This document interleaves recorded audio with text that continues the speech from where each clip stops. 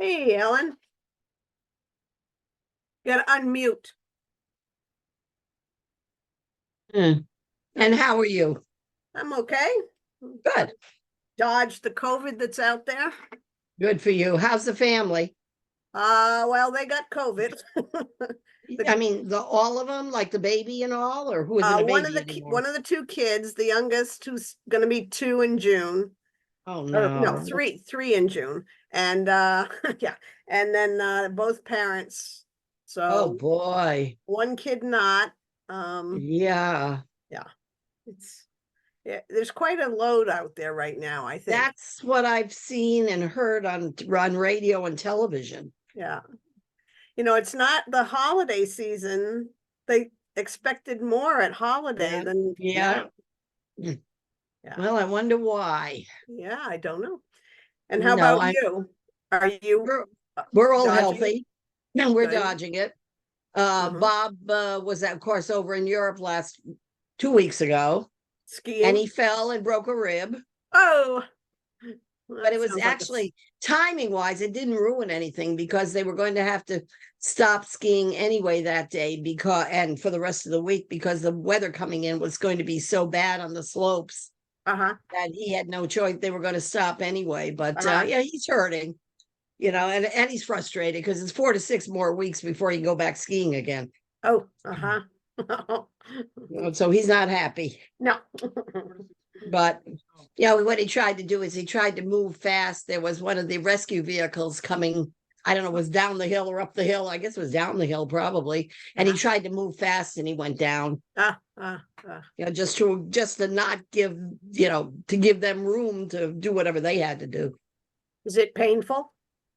Yeah, it really is. He's got to really watch out what he does. I mean, he can't lift too much with the left. Thank God it's his left side because he's right-handed. But it's still, it's painful. Yeah.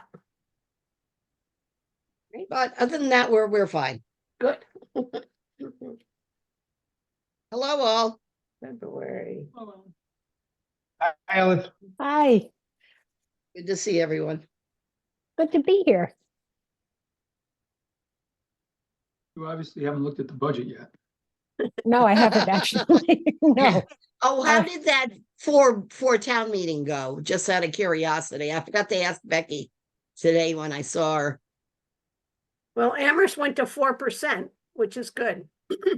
They were going to go to 3, but they got talked into 4. Yeah, I think I saw that in the paper, but apparently there's going to be still what, 30 layoffs at the regional level? Yeah. 20. 20? Okay. I glanced at the news article and didn't read it for content. Yeah, that's gonna be rough. Well, we'll see if that happens. I mean, I get tired of the boy that cried wolf, so to speak. I don't know I don't know what options they have. I think it's gonna happen. Yeah. I think it amounted to about, I think, 6 teachers at the high school, 4 at the middle school, I think 4 paras, Some and then some administrators. administrative staff. Yeah. Yeah, that's what that was in the paper this morning. That's what it said, AJ. Yeah, was it in the Gazette? I didn't look today. Yes. Yeah. Yeah, front page. Okay. All right, I gotta check that out. Let's see, who we waiting on? Anybody? Maybe Jim Jim? Walton? Jim Walton. Yeah. So what did That's the only person. so are they trying to get the other towns to pay more, or what are they doing on that issue? No.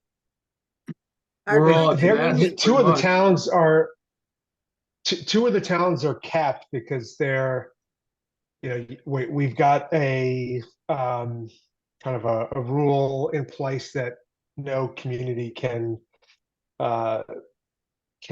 experience a greater than 4% increase in their allocation. So 2 of them, Leverett and Pelham, were already there when in our last budget that we looked at, when Amherst was just gonna 3. increase its share by 3. So it's really just Amherst and us that saw an increase. So are we at 4 now, or what are we at? 2.37. No. 0.37. Yeah, we're 2.5. 2.5. Yeah, we're 2.5 and everybody else is 4. Yeah, Is our- I mean, from is a our- sort of, from a Yeah, kind has of our- narrow perspective, Yeah. Has our we're population, in much better Oh, shape than the other towns. has the population of our school population in that level gone down? Or doesn't that affect it anymore? I've lost track Part of of what it. in the world That's you a do. part of it. But is Yeah, part no, of also that is Yeah, true part of to some EQV. extent. Susie, what did you say? they're also using EQV, which is, Yeah, Uh, yeah, I know what it is. yeah, so that's part of the formula and that changed it for us. Yeah, At 100% Mhm. statutory with a 5-year rolling average. yeah. Yeah, the EQV thing, Yeah. we use it for the FERCog, for the assessments. Right, So I'm aware partially. Yeah, the You EQV can't is use it used, all the way, but right. it's used exclusively for the the allocation of capital expenses. And the EQV is, a portion of it is used in the statutory method. It's also income as well as property values. Mhm. and that's, well, It's yeah. also minimum contribution is 40% of it, so. Right, it's how we get to it. Yeah, it's pretty Yeah. comprehensive. Sounds like it's a nightmare. It's No, hard to we've decipher. been fighting to do this for years, Ellen, so we're There happy it about is. it. We love it, Oh, Ellen. I know. No, I'm sure. That's wonderful.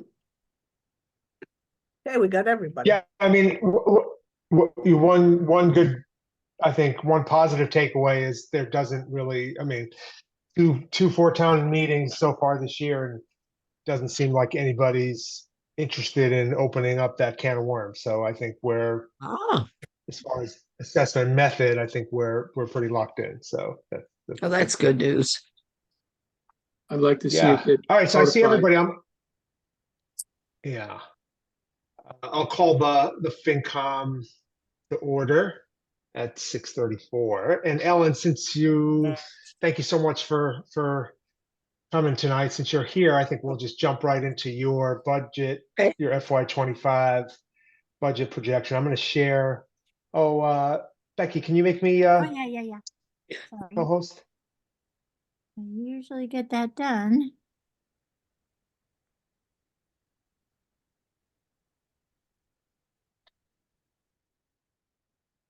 Okay.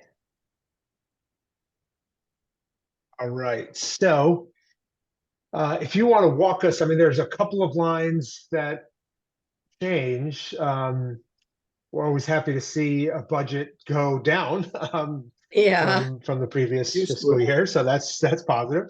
But yeah, do you want to just give us some kind of any explanatory details that you wanted to share about, I guess, two lines that have changed, the banking fees and your office supplies line? Am I Okay, missing well, the anything? I think banking, everything else is sure. It's, yeah, pretty much the same. Okay, the banking fees went up a little bit based on fiscal 23 because I get bills every week. This is when I say banking fees, this is the cost of having the lockbox. And as I recall, about 2 years ago, the bank increased one of the fee or two of the fees because it's a whole list of different things. How many of this did you get? How many of that did you get? And they increase it. And yes, they didn't increase it much, but I'm seeing more and more months that are going over $400 because there are a lot of people. I'm really surprised at the number of people now that are using the lockbox. It kind of surprised me. And because right now it's, I can get 30 or 40 pages, which would be 2 or 3. It's usually 2 bills on a page or a bill and a check, because they send me copies of everything. And, I can get 30 or 40 pages a day. So that's 30 or 40 or 45 bills a day that are getting paid via the lockbox, which does surprise me.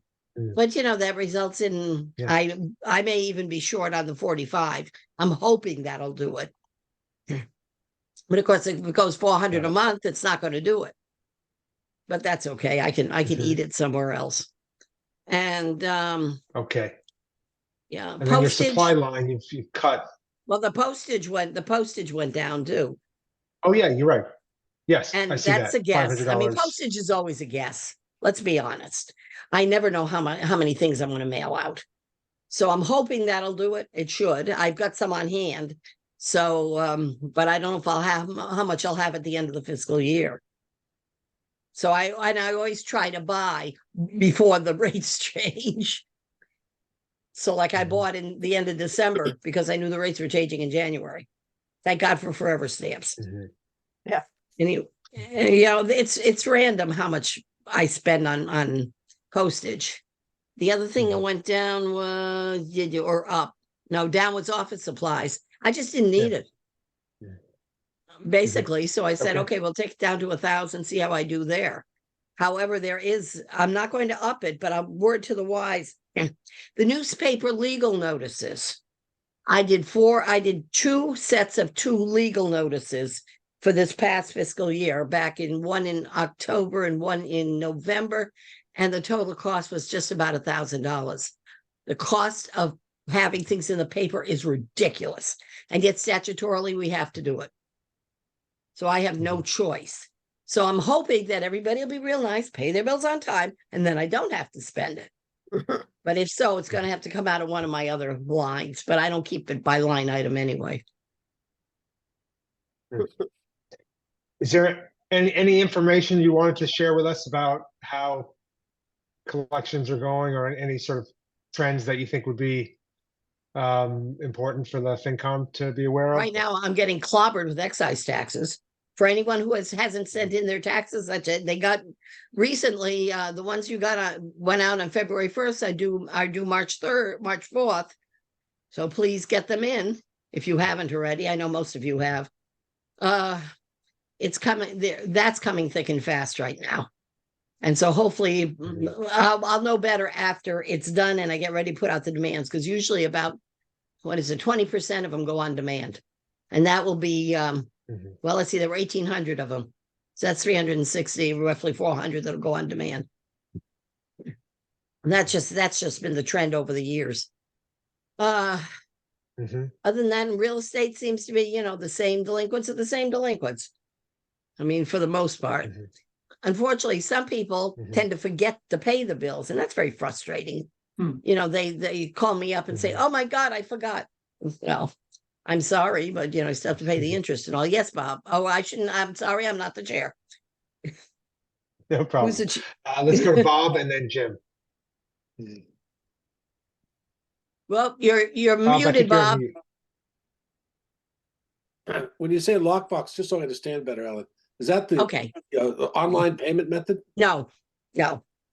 Lockbox is people send their bills just like you send your electric bill. You send it not to the electric company. You may not realize that, but you're probably sending it to what's called a lockbox. They receive it, they process it, they put the money right in the account, and then they send the electric company or me information as to who paid.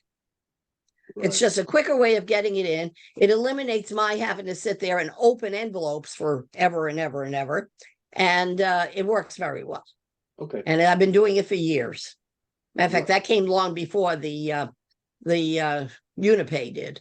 So, yeah, okay. I was just curious because the Unipay. Yeah, no. Good question. Is it true that Unipay is being used more now than it was 3 years ago or something? Yeah, I can't tell. I'd have to compare the years. I really don't know. But right now it's being used a lot because we have a lot of stuff coming in. We have a lot of those excise taxes, and a lot of people are paying both by lockbox and by Unipay. Okay. I mean, you go ahead. I just say I think it's very convenient personally, and in the town of Pelham, which I also pay tax in, that you can schedule your payment so that you don't even have to. You can actually be sure that it gets in on time and everything. Yeah, you could do that with me too if it's Unipay, and Let I'm me sure do it it on is. the Unibank site. It wouldn't. So Yeah, there is a way to do it. I'll look into it again. Thank you. Yeah. Jim? Yeah, Ellen, when you say pay on demand, what does that mean, demand? Okay. Demand. Okay, let's start. You get a bill, or somebody gets a bill, and they have 30 days to pay it. That's statutory. So about a week after that, I put it on demand. Demand means you get another bill, except there's a $5 fee on it and interest from the due date. And so when I say it's on demand, that's what I mean. It's the next step before we go to warrant, not on real estate, but on motor vehicle. We go to warrant, and on warrant, it goes to the deputy collector, and that is more fees. He goes 2 steps. He sends a notice, and after the notice, they actually come and knock on your door. They will service a warrant. And at that point, if it still doesn't get paid, it goes to the registry, and you are what's called marked, which means you can't renew your license or your registration. And that's pretty drastic. And some people still get it because they don't pay any attention to due dates, and they don't pay any attention to the fact that they have bills. Okay, well, thank And you, I- Ellen. I Oh, guess that's no a good, I problem. guess that's a good sign if I don't know what those are. Yeah, it's a very good sign because you don't know Yeah, what those okay. are. Okay, yeah. Yeah, while I'm talking, Ellen, you also mentioned that if you go over somewhere on your budget, you move from another line, or these lines Yeah. really aren't line items in the budget? No, Is they're that not line items in the budget. The bottom line line, my budget says for this year, I have a $22,270 budget. Okay. So if well, if I go over on one, I can easily, hopefully, find another one I can take it from. You know, okay. it's just, but it's not a physical movement of money. It's Okay, well, I just, think this okay. is a nice example of a way to manage the budget here, where you might just have a couple of line items budget wise, but you're able to break it down for purposes of this discussion. Yeah. Or other discussions and get more granularity. Yeah, So that's I one just think reason from a why I finance do it. committee perspective, this is sort of a good example, I think. Well, thank you. I've been doing this for years just because people ask, and therefore I can tell them. Yeah, yeah. And I usually go based on what the expenditures of the previous year are, you know, in each line item. Okay, thanks, Ellen. Oh, sure. AJ, Susie has a question. Yep, Susie? Yeah, we received a summary of the Municipal Empowerment Act, and one of the local option taxes is a new local option motor vehicle excise surcharge of 5%. Wonder if you've been hearing stuff from other collectors about whether towns are taking that opportunity. I haven't heard a thing. It just came out, so I really haven't been at any meetings to hear about anything. But I can understand it, you know, one way or the other. But I'll tell you, I have had two people this year, one of whom, granted, must have a very large travel trailer, you know, one of the kinds you live in, because their excise tax for this fiscal year is over $3,000. The value of the vehicle is over $125,000. The other one bought a new car, didn't anticipate that it was going to be a $700 tax bill. And see, because of the law, I cannot accept partial payments on excise. Ooh. So, but anyway, so, you know, I think those are going up. So you've got to realize there are people who have new cars and are paying a lot of money because of the new cars and the way the law is calculated. I don't know what towns are going to do. I really don't. What concerned me more than anything, there was a side thing in that one of my colleagues caught, because he's a lawyer and he reads every single piece of legislation that might be involved with us. And that was one which basically said it started out talking about the deputy would no longer be doing service. So they would no longer be coming knocking on your door. You just get one notice that you've got an outstanding bill, and then it goes right to the registry. And that will mean more people are going to the registry. I had somebody call today. She had gotten stopped and she was in trouble. They towed her car and everything because her license or her reg rather had expired. So, you know, I don't like getting those phone calls. I mean, I don't like hearing about those phone calls, but it's going to happen more if you don't get that middle step in there with the deputy. It really is. And so I don't know what's going to happen with that. I don't know if that's a local option or not. I haven't had time to read it. I have to check with my colleague. Yeah, I wanted to ask a follow-up on that same question. Yeah. And that was, would you be able to give us an estimate of what additional revenue we would get if we decided to increase our excise tax? You know, we have a very difficult budget in front of us right now, And we need to at least look at this as an option. And it would be helpful, Ellen, if you had some values for the different rates that we'd be allowed to increase by. I'm not sure. I remember when this passed, but I don't remember the details of this particular. I don't know. Well, it hasn't passed yet. It's the governor's governor's budget. But no, it's not even a budget. It's like, remember Baker did the mini uni things? That's what this is. Right. This is another one that she puts in and scatters all kinds of little things around in it. And then I don't think it's been passed yet because the legislature isn't doing anything. Would it be difficult? Would it be difficult not at for you? all.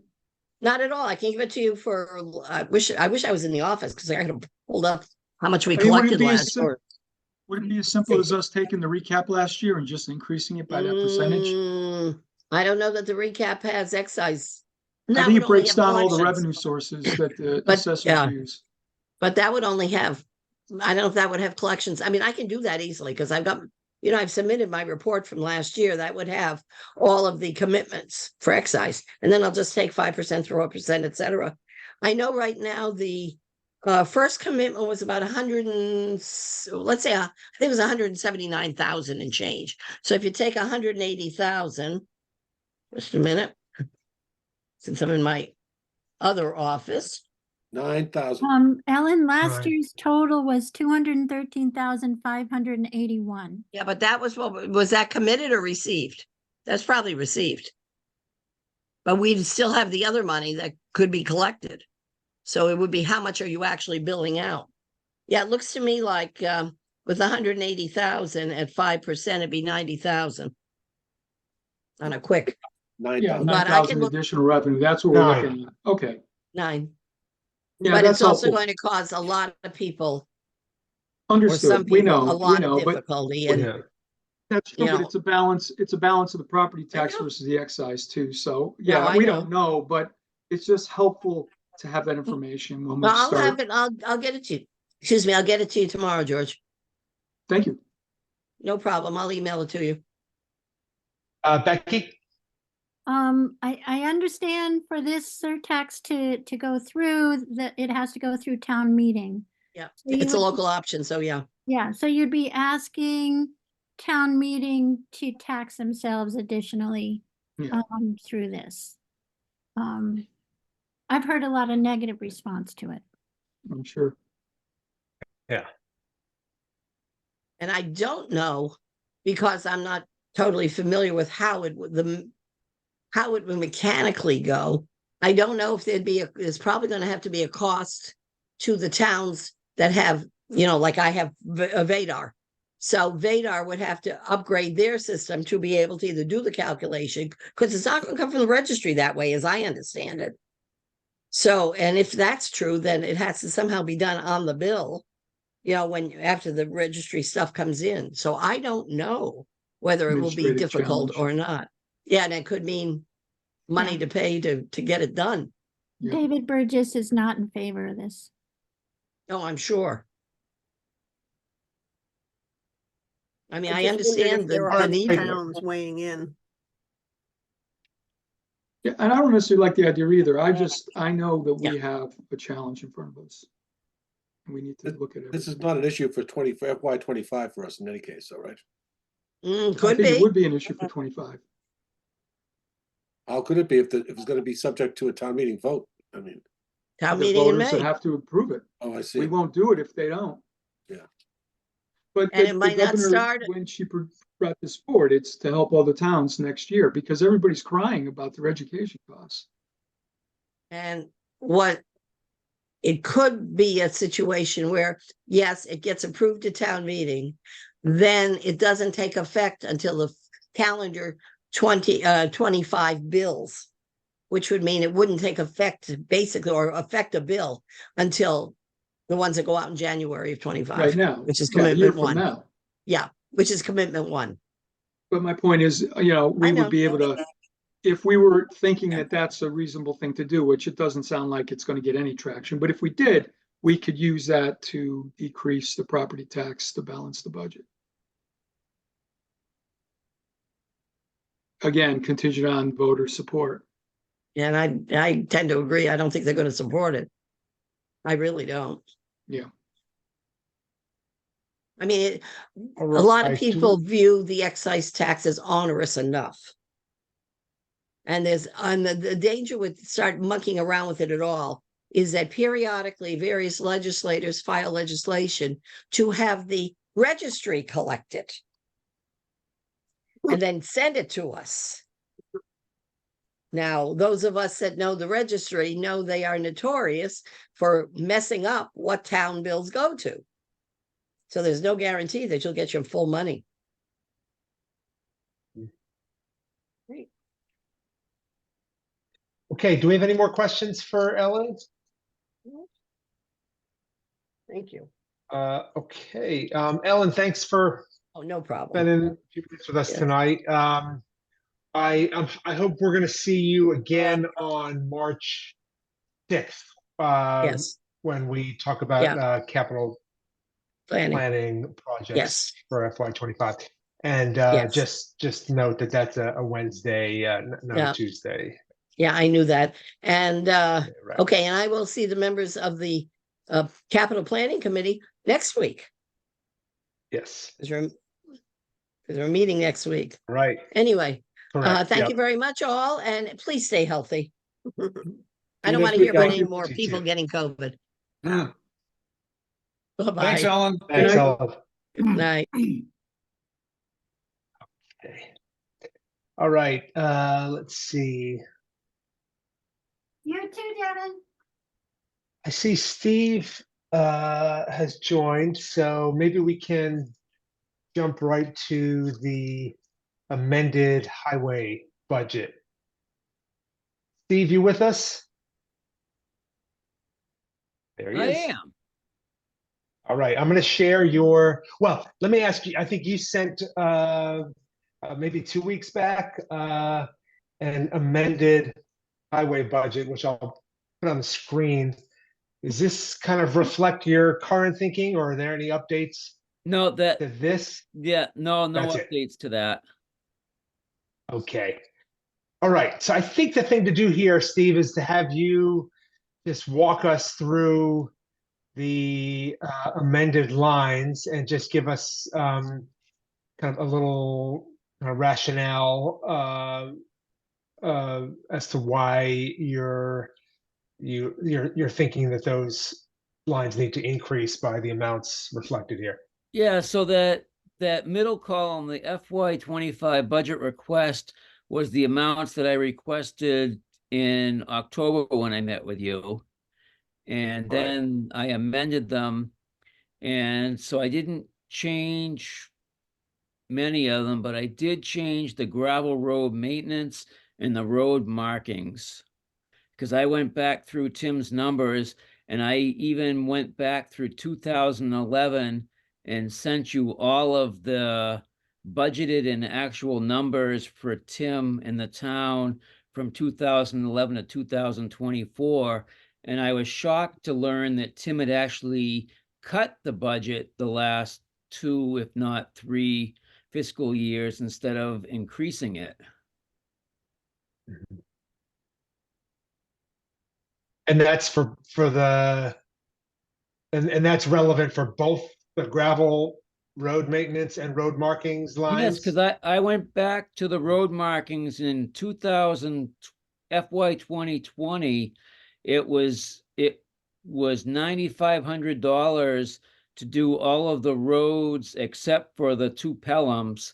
And then from 2020 till now, the price has doubled per foot.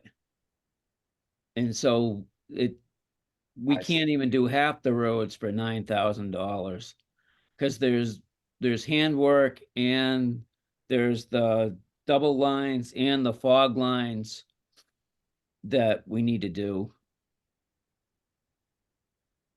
So it turns out that Tim was instead of asking for more money, he was burying or putting it in all different areas instead of just leaving it, asking for more money from the road markings. And the gravel road maintenance, the roads are actually in really poor condition. We are down to the base or the sub base in many spots on many roads because we haven't rebuilt a road in Shutesbury in at least 10 or 12 years, but it's been longer than that.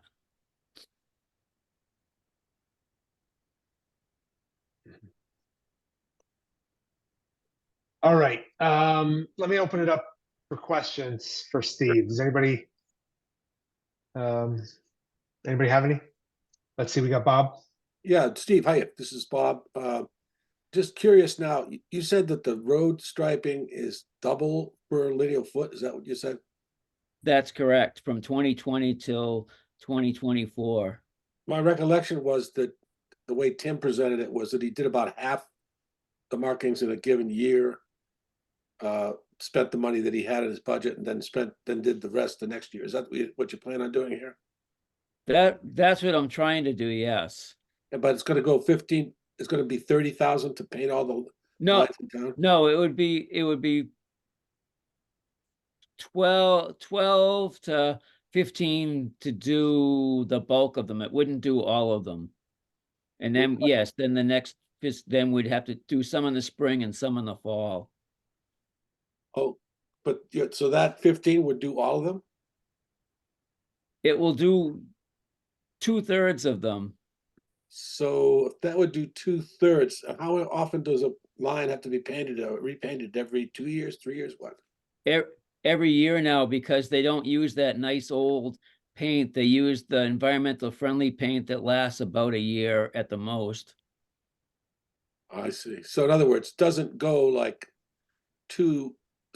if you did 3 years, you don't get 2 years of painting out of it the last 2 years. I mean, you don't get 2 years out of a line. Is that what you're saying? Yeah, that's correct. You don't get 2 years out of a line anymore. And I know that the police department really likes us to have the double line so that people are not trying to pass as often as they are.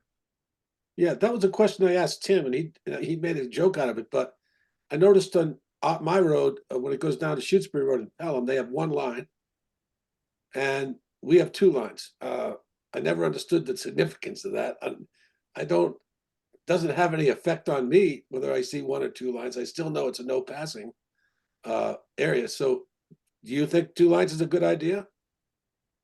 I personally do, and the police chief does too. And it looks way better when you have a double line. So when you have a little bit of a whoop-de-doo in it, it doesn't show as much as when you have a single line. Okay. All right. And the other thing is, you said on the gravel road maintenance that I know you sent us an email and showed that the materials have gone up substantially in cost per yard. But I noticed in the budget, in the expense report, that your spending on gravel roads is kind of like underneath the proportion of the fiscal year that we've been through. So is that a separate issue, the gravel road maintenance from the budget line? Is that?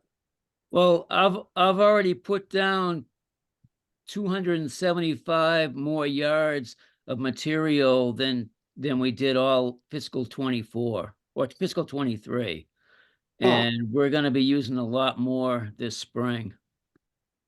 Well, because it says on at least on the most recent expense report that we received, it says you spent under 60% of the budget of your budget amount on gravel roads to the date of this report, which I guess is when is the date of the report? Yeah, that was February 10th. Yeah. So that doesn't really make sense in terms of spending a lot more than last year, since you budgeted, you're only 60% and more than 60% of the year has been passed, right? Seasonal. But we haven't hit mud season yet. And like I say, the roads are in terrible shape overall. And Dave and I have focused on just literally 100 to 150 foot sections. We haven't focused on anything more than that at this point. Okay, I just wanted to be clear. I understand what we were talking about here. Thank you. Let's go to Susie and then Jim.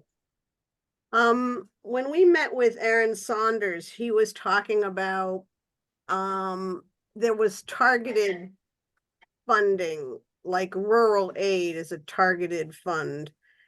Is there an increase of chapter 90 funds that has been targeted for our rural town? The chapter 90 money didn't increase, but there was a secondary, we received $84,000 in secondary. Yeah, that must be what you're talking Yep, about. yep. That in addition to the chapter 90 didn't increase though. Okay. Right. And we were looking Jim? at spending some Oh. of that $84,000 on engineering studies for the culvert at Browns Pond. And we also need to do some emergency work at Fisk Brook where it leads into the lake. Are there restrictions or targets for that money that they did? The 84? It looked like it was a little bit more open than the regular chapter 90. Okay. Good.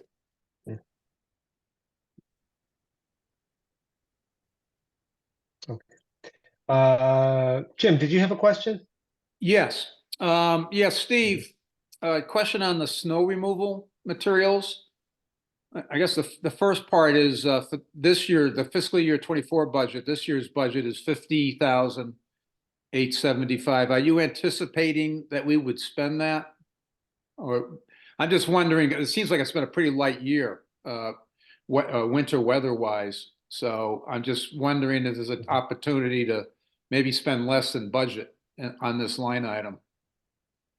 Yeah, we're at this point, we won't come close to that unless we get some kind of freaky storm on top of storm. Although I will say that we are putting a lot more sand on the dirt roads because it's raining / snowing, sleeting on trash days and early release days. So we're having to do the dirt roads 2 and 3, if not 4 times during one day just to get the buses and the trash trucks through. And that's very much appreciated, I just want to say. Yeah. Okay, so I guess a follow-up then, if we're anticipating if the weather continues sort of the way it has, and we don't spend as much on snow removal materials, or we don't need to apply as much, is there inventory that would be moved into next year that maybe we could reduce the fiscal year 25 budget? You know, if you have additional inventory that you didn't plan on? Yeah, well, I mean, the sand shed right now is pretty much full, and we didn't even go get any sand this year until January because it was still just sitting there from last year. And the same thing, we're trying something new this year where we're not mixing the fortified salt with sand until we need it. So that way it's not, the extra oomph is not wicking away into the sand. So that if we have any left, it can just sit there till next year and it'll be fine. Yeah, so I get I'll go back to that same question. Is there an opportunity maybe to reduce the fiscal year 25? If we have more than anticipated inventory? Yeah, and then maybe restore it back for FY 26. See how it goes in 25. Yeah. Yeah, I mean, I have to say that, you know, I've never been privy to the budgets until I stepped into this seat. So I can say yes, but I really don't have any experience with it. I can look and see what we've done in the past. I will look at it tomorrow and get back to you. All right. Well, thanks, Steve. Yeah. Steve, I had just one question for you on the gravel road maintenance. One of the things I'm trying to wrap my head around is whether this, $12,000 increase reflects what will more or less be the kind of future expectation for this line, Or is it something that we're needing to do in FY25 because of kind of some deferred maintenance that maybe has been neglected in the last couple of years? Yeah, And so, it's not, so maybe that would come back down. it's not just the last couple years, it's at least the last 10 years where we haven't, since I started with the highway department in 2012, we haven't rebuilt a single road. We rebuilt where we replaced culverts, but otherwise we were just top dressing and putting down whatever it took to shape the road for that day. There hasn't been a road rebuilt in Shutesbury in a long time. Mhm. And we're getting down to now where you can't grade them because it's all the sub base with the cobbles. on Mhm. my road. Yeah. Okay, Becky?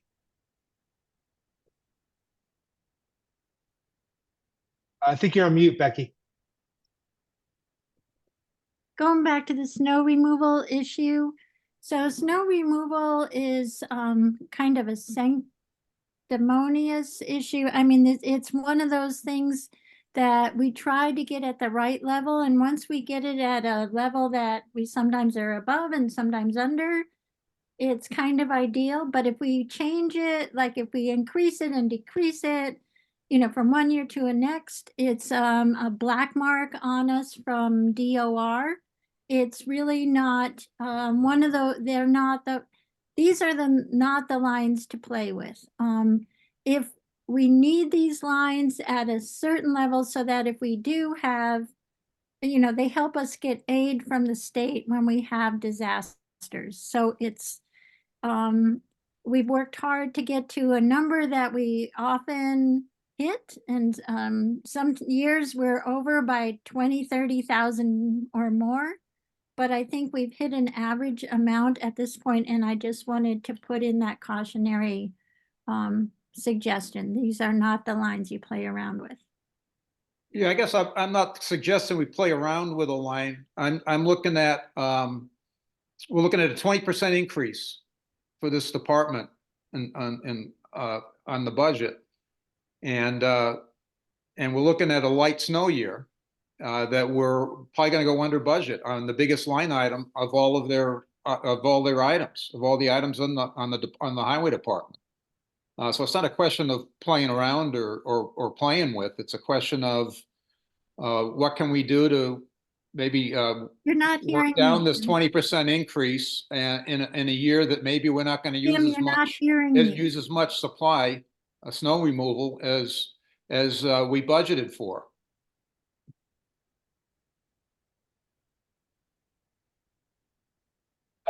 Okay, I see Bob's hand up. Yeah, just circling back to what the gravel road maintenance line, Steve, from what I hear you say, I think you're talking about rebuilding some roads with the additional money because they're direly in need of it. And so it just occurred to me to think of it in somewhat in the way that AJ was talking about it. If this could be looked at as a capital expense to rebuild a road. So if there's a road that you want to do this year, it's going to cost you an additional 12 grand to buy materials for, so that we don't get into the base like you were describing. Maybe we could fund that in a different way. Maybe we don't have to put it as a budget item, but maybe we have to leave the budget where it is and try to get you some money through a capital program to address whatever road needs to be done this year. Is that something that you could work? Yeah, that's fine. Because what Dave and I are planning on doing is to continue. There are quite a few spots where there's the potholes just keep growing. We'll grade them out and they come back a day, 2 days, 3 days later. So that's the kind of spots we've been focusing on. That, yeah, that's fine. I'm happy to do it any way that it works. Yeah, because the gravel road maintenance could be looked at as the way that you dress the existing gravel roads that are already been built. And this could be a separate thing of rebuilding a road it's basically worn out and needs to be built more from the bottom up. Like say you were doing a Leonard Road, it's going to cost X number of dollars to do it this year. and you can do it in your labor budget, but you need the materials and they're gonna cost you X. That's what I'm thinking in those terms. Does that make sense to you? Yeah, that's fine too. Okay. Thanks. Bob, I like that idea. I'm wondering, Steve, if I know we're going to be, I think we're going to potentially, are we meeting you at our next capital planning meeting? Yep. I can't recall are, what the yes. agenda is, right? Yeah. So maybe if you could just give it a little thought as to what kind of how you could describe what a $12,000 capital project for gravel road rebuilding, kind of sort of what that, yeah, I mean, like if you could come prepared to just give us a couple of sentences on sort of what that would, how we would present that to the town as a capital project, what that $12,000 could be spent on, maybe a certain number of roads or length of road. I'm not sure what, but that would be useful. Oh, I'd be April? happy to do that. Yeah, I was just thinking Okay. of putting a name on it too, the gravel road upgrade, and just make that part of an ongoing capital expense, Or rebuild. rebuild, upgrade, Yeah. rebuild. Yeah. Okay. Yeah, Great. I'd be very Any other happy to questions do for that. Steve? Good.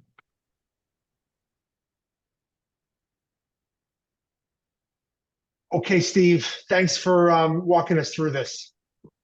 I think Oh, sure. we'll talk some thanks for more. looking at it. Yeah, of course. We'll talk some more at capital planning about specifically about that gravel road maintenance line. Sounds good. Thank you. Thanks, Right, Steve. right. Thanks, Steve.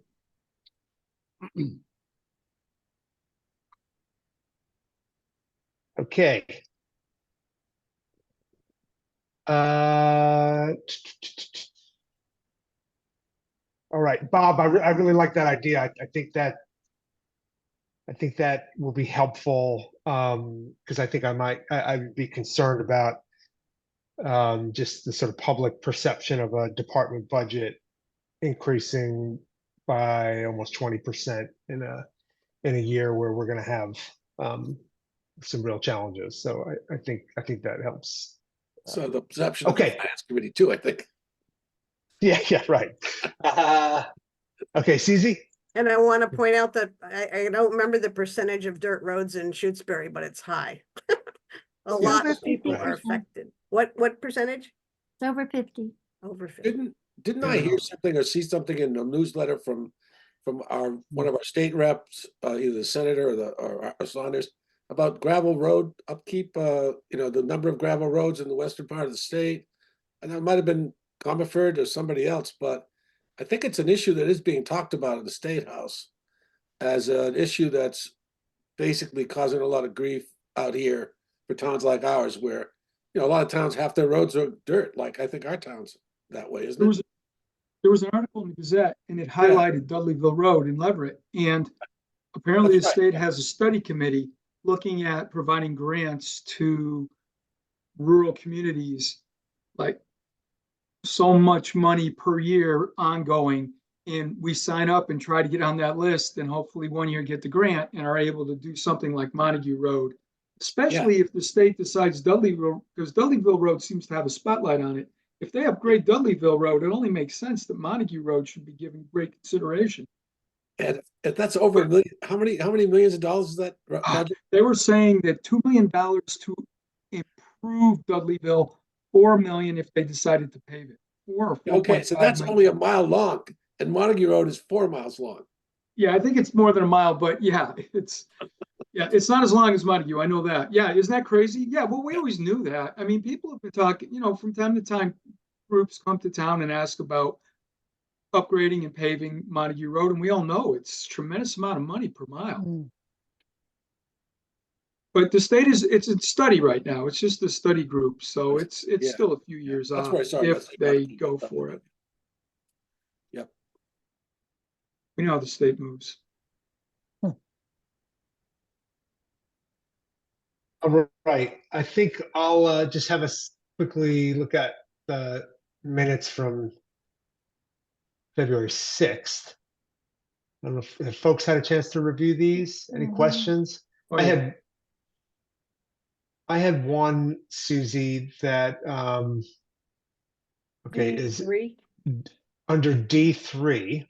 Yeah, Um, so I so thought I think in this last sentence, yeah, I rewrote. you're anticipating my comment, I think. Yeah, I rewrote it to say, starting with if Shutesbury, if Amherst agrees to 4%, Shutesbury's contribution will increase from 31K to 39K. So, Perfect. yeah, because I I think it was didn't 21 to 39. do what? I think we were at 21 Yeah, before we were at Saturday, 21.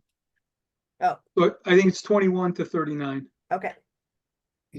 Yeah, the reason for that, Susie, is that there was an updated budget. Yeah. That came in between the one that we saw at the first Four Towns Yeah. meeting. Yeah. And the one at our most recent. Right. Yeah, so. Yeah, but since this was that meeting, on January 6th, February 6th, I think I do understand now, having gone through the four-town meeting, what my misunderstanding was. So, Right. yeah, so I'll, do it from 21 to 39. Okay. Tim Hemingway? Yeah, could we give number one under A, the sentence a little tune up? The level services school budget propose a 6.9. There's something just a little bit wrong with the grammar in that sentence. What are we trying to say there? The school proposed a level services budget with a 6.5 net increase. Yeah. Okay. That works.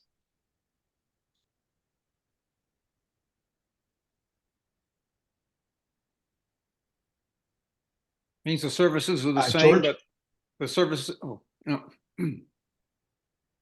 Yeah, I'll start at the bottom and just show there's a couple minor things. C under, C where it says FinCom transfer request, finance is missing an I. Oh, I'm sorry, I was writing the edit. C. Yeah, FinCom transfer E1. request, road There's just marking. a typo. Okay. Yeah, and then a couple paragraphs above in that, in A at the very end, last sentence, maintain level services and meet the needs of our town. Well, with all departments to put together financial resources to maintain level services and meet the needs. So I think you want another E in that word. Yeah. And then under A, I got a couple things. I'll start with 2. The way that language reads, I'm not sure it's accurate, and I'm wondering if it's more accurate to say 161K of school choice funds will fund 5 parts or 5 or full-time positions. In other words, it says are proposed to come from. I don't think they're proposing it. They're saying that's what they're going to do, right? Because it's their choice.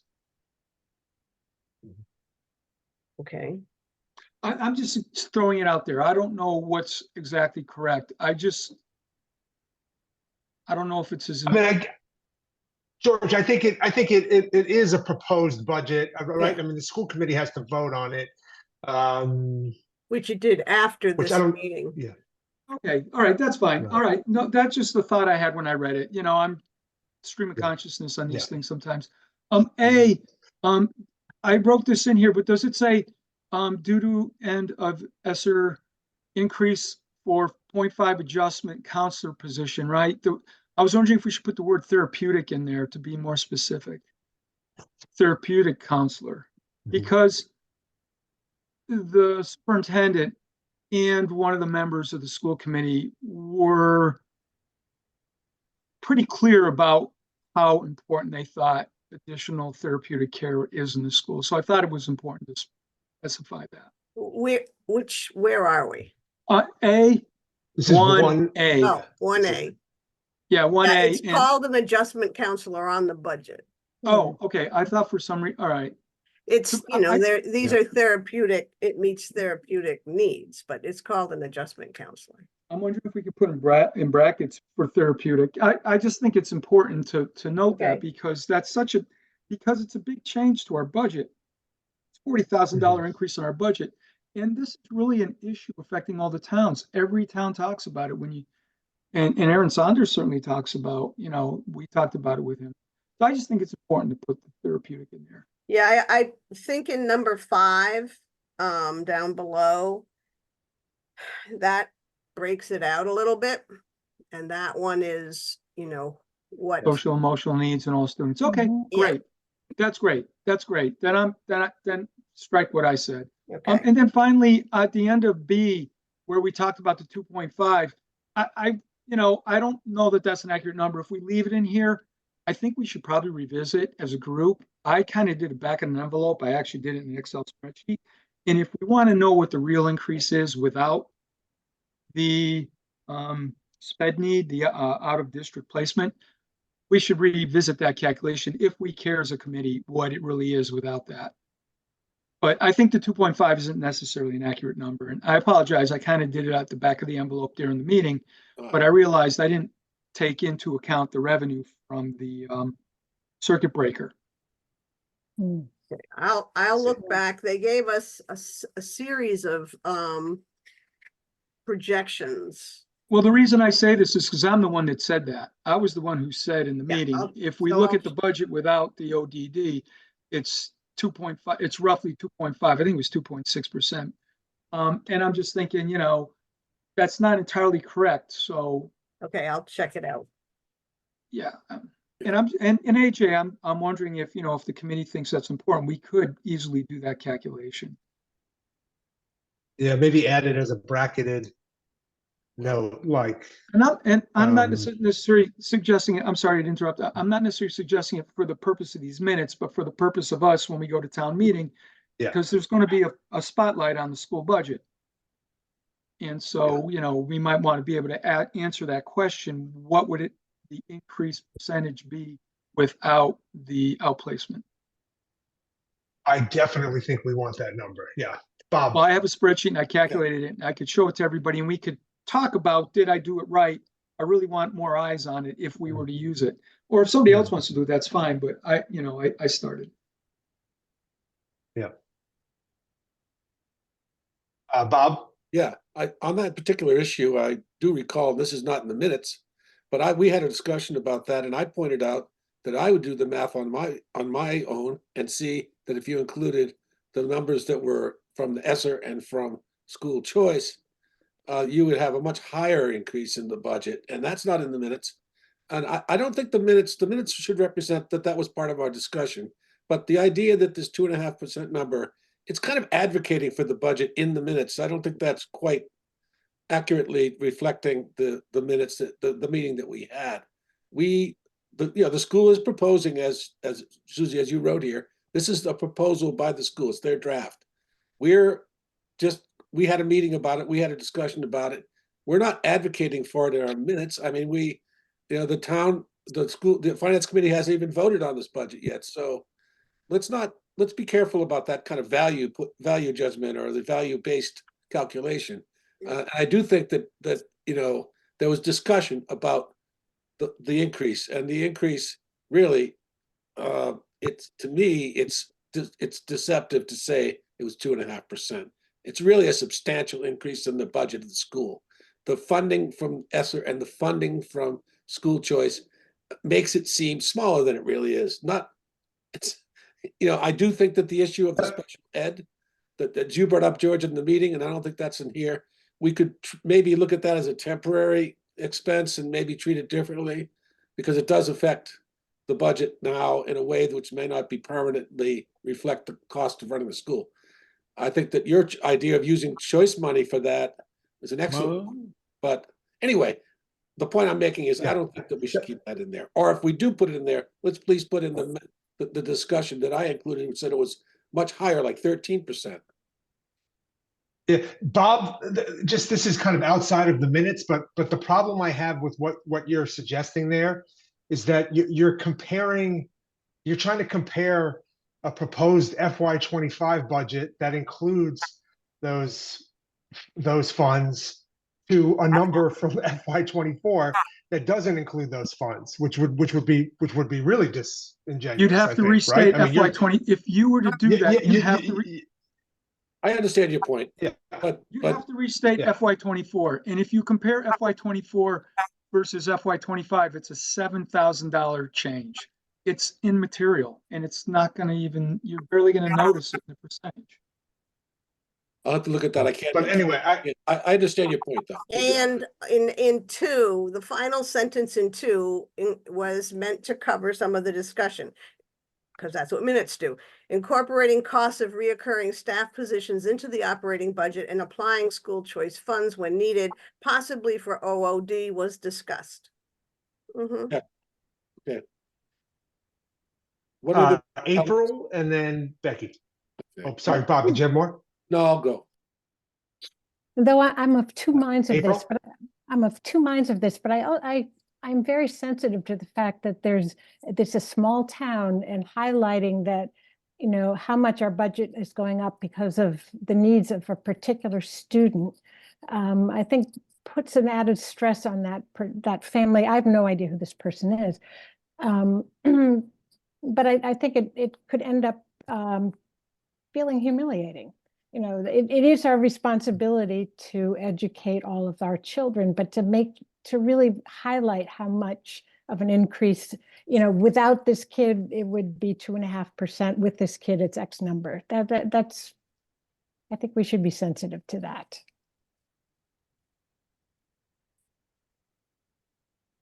It's a really tough issue. It I is. feel you, April. I mean, I think I totally appreciate what you're saying. I mean, at the same time, it is, you know, I feel like we have to,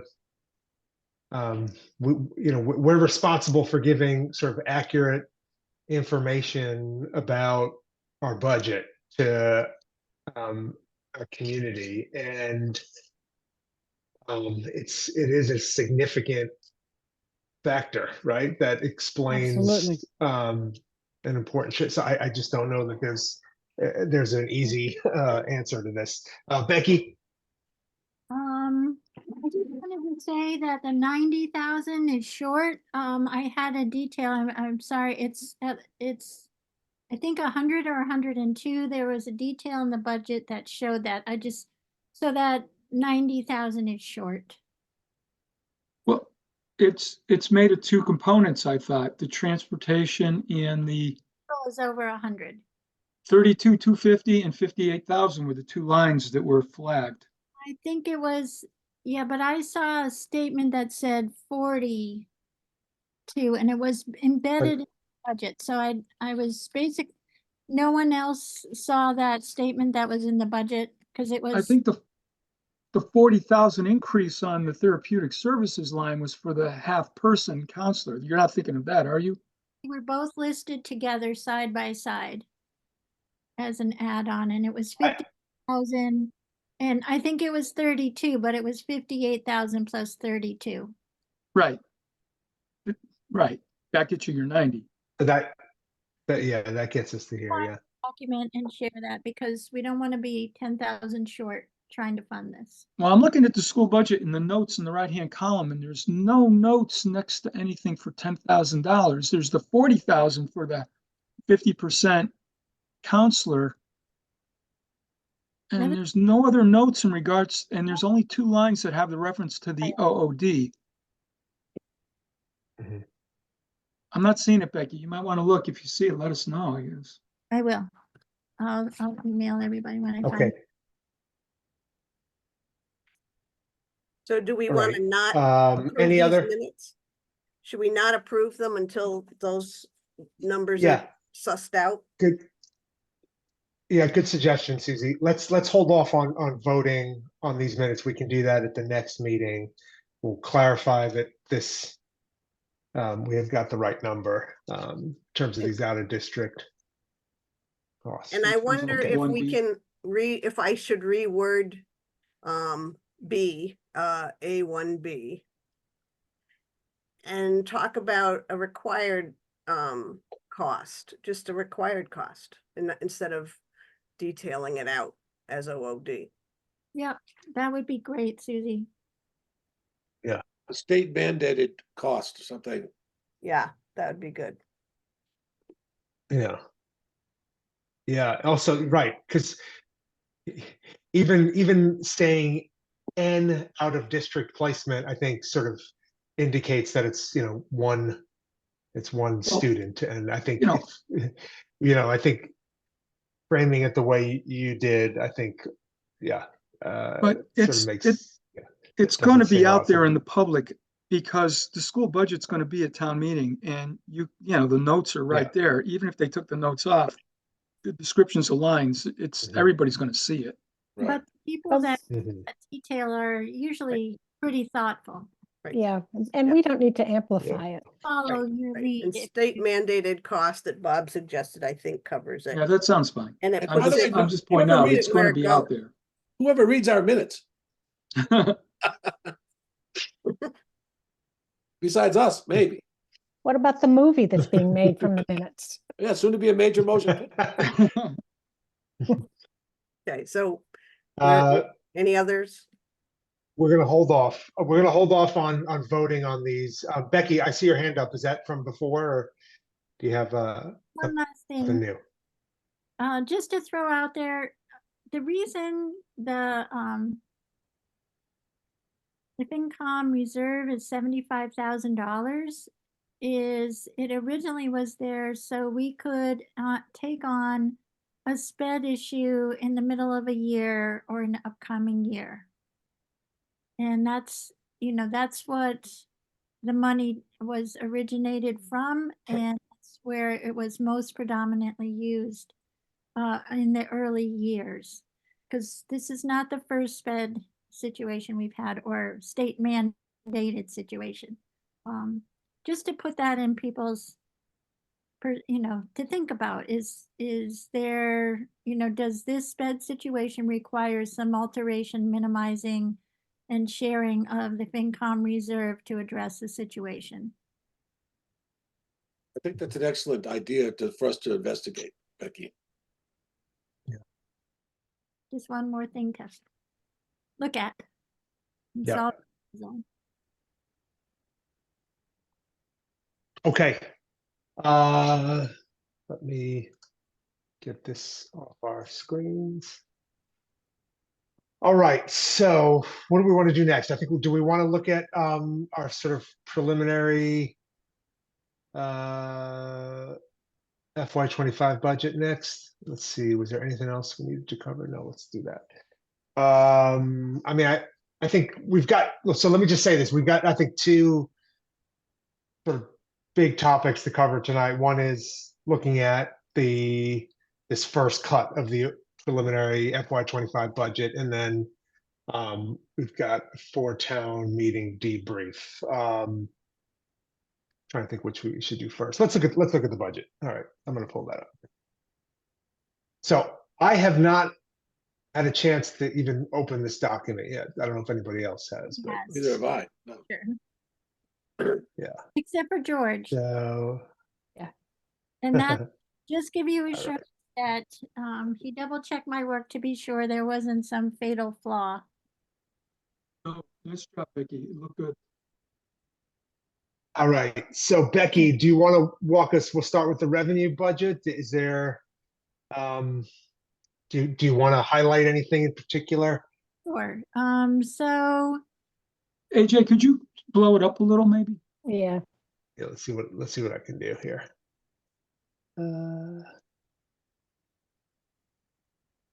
Good. Ah, Does that much help? better. Yeah. Yes. Okay. All right, let's do that. So you want to focus in on the third column from the right, the FY25 proposed budget. Yeah, this one here. Yeah. Yeah, this is where Okay. all the new work is. The budget to the left of that, the FY24 now contains our recap numbers and our final numbers as best as we know them to date. And then we move ahead and build our new budget. As you can see, we take we take line 6 from FY 24 and put it at line 1 of FY 25. That's our beginning. Then we take the 2.5, add that.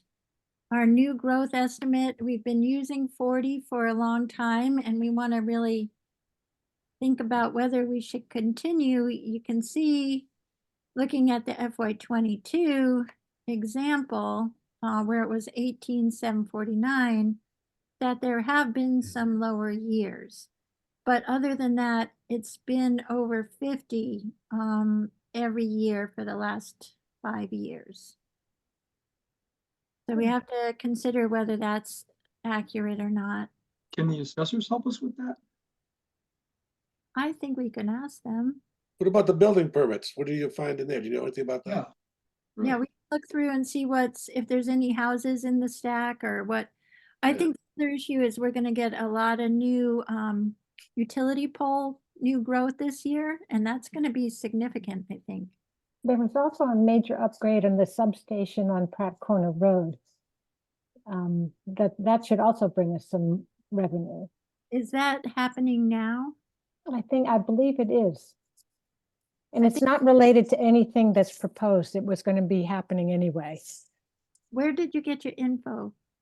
Well, actually, from my brother who works in utilities and does a lot of consulting. So this was, I can find the data. Let me find the document for you. Happened yet, April? They just actually contacted the select board about a big project starting in 25, 26. Okay.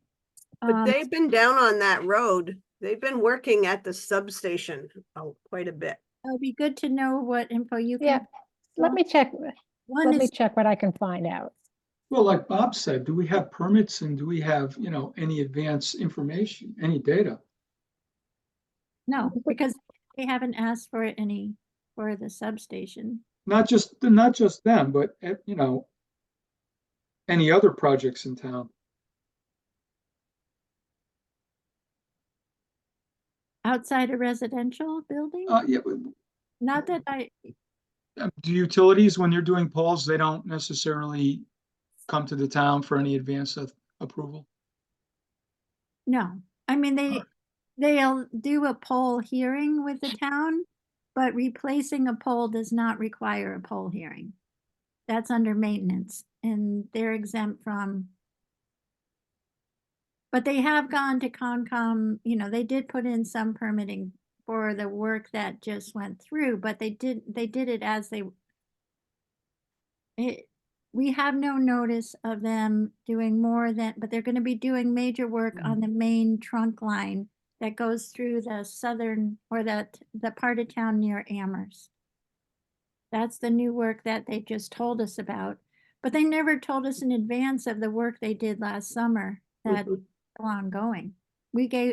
I had to chase them into the woods to find out what they were doing in town. Becky, I think they're putting in 3-phase, right? Yes, they are. So Yeah. that's going to increase the value of the wires. Does that mean anything from our point of view? I mean, I don't think so, Bob. no. It's- All put some expensive they have cable. done that gives us a tiny bit more revenue is that they've added 3 new poles on, I think it's Wendell Road, which they went to the select board to get permission to do so. And that's it, No, that's not true, Jim. The value of all the new poles will be updated and added, and it's a huge value. So the new poles are going to be revalued upwards. Yes. So that's okay. Well, So they that's depreciate poles? If you rebuilt your whole house, your value will go up. Yes, so there's no value for the cabling, Becky? It's There not assessed, probably is this for the 3-phase as well, yeah. right? I would think that there would be, but I don't know. I don't know why that wouldn't be, but I have to ask the assessor about that. Yeah, Becky, I think it's a great idea. If we can, love to see that line go up. 40 does seem low, looking at the last 2 years. So we'll continue thinking about that for the next few weeks. Well, I have one more question about the, so do we have, a consultant in our assessing office that would be able to make sure that the value of the replaced poles and three-phase wire is accounted for? Yes. Yes, we Yes. did. We have Roy Bishop is the one who's been doing our personal property as far as, and the utility updates Right. will happen again this year. Yep. And he's well versed in all the formulas and does it for a number of towns. Great. We'll get more than just his, we'll get his understanding of. So that number should go up. Okay, so moving on. Right. I have assumed, okay, so our levy went up just under 200,000 at this point from last year. As I did the year before, I've kept the value of the town assessed value the same as the prior year, which created the same ceiling. Is that okay? There's some number there. Oh, that's a cursor. Yes, that's right.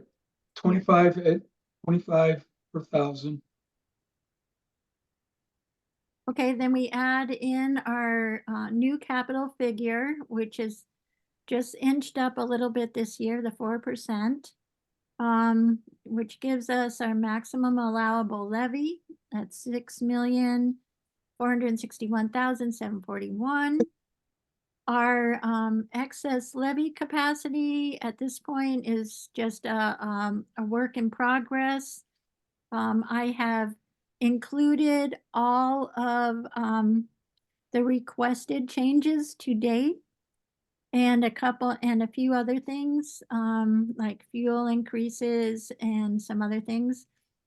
And in doing so, I have adjusted the excess levy capacity so far significantly. 144,721 has been basically used of excess levy capacity to bring us to this tax levy figure of 5,866,413. And that, I think, okay, I don't have my spreadsheet in front of me, but I think that resulted in a tax rate of 1891. Which is about $1.10 higher than the 1781 we currently have. And again, that's if we leave everything in the budget as an appropriation. Okay, so then we come down to the tax. Becky, if I may. Yeah. Real quick, just so everybody knows, just about that tax rate that you just said, that's assuming that the values of our properties stay flat year to year. If they increase, then the tax rate itself would be lower than that. But that doesn't mean we're not going to be paying more in taxes. Everybody knows this, I know, but just want to make it clear that the assumption on part of that tax rate equation is flat values in our properties. But doesn't this also mean that the average tax bill would go up by 6.19%? Not necessarily by 6.19, but it would go up. Yeah. It will go up with this budget. Okay, so then we move on to the cherry sheet. I've just included all the new numbers that have come through on the cherry sheet. And as you all know, actually this was that one, is that right? I guess it is. So the cherry sheet numbers will continue to change. These are the governor's budget. Then we'll put in the, if the House budget numbers are different, we'll put those in. And then the Senate numbers will come out. And then what will finally live in this space will be what comes out of committee and the governor's conference committee in probably June or July. AJ, could you move it down? Yeah. Thank you very much.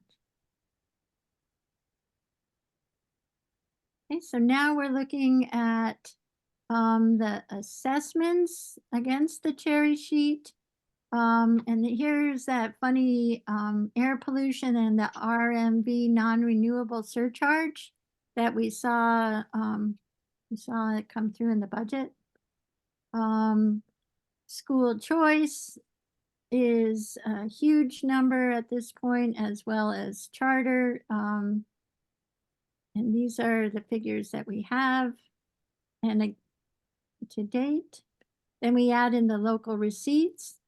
So we take the actuals from FY24, and then the state rounds them to DOR, gives us the numbers they want us to use going forward,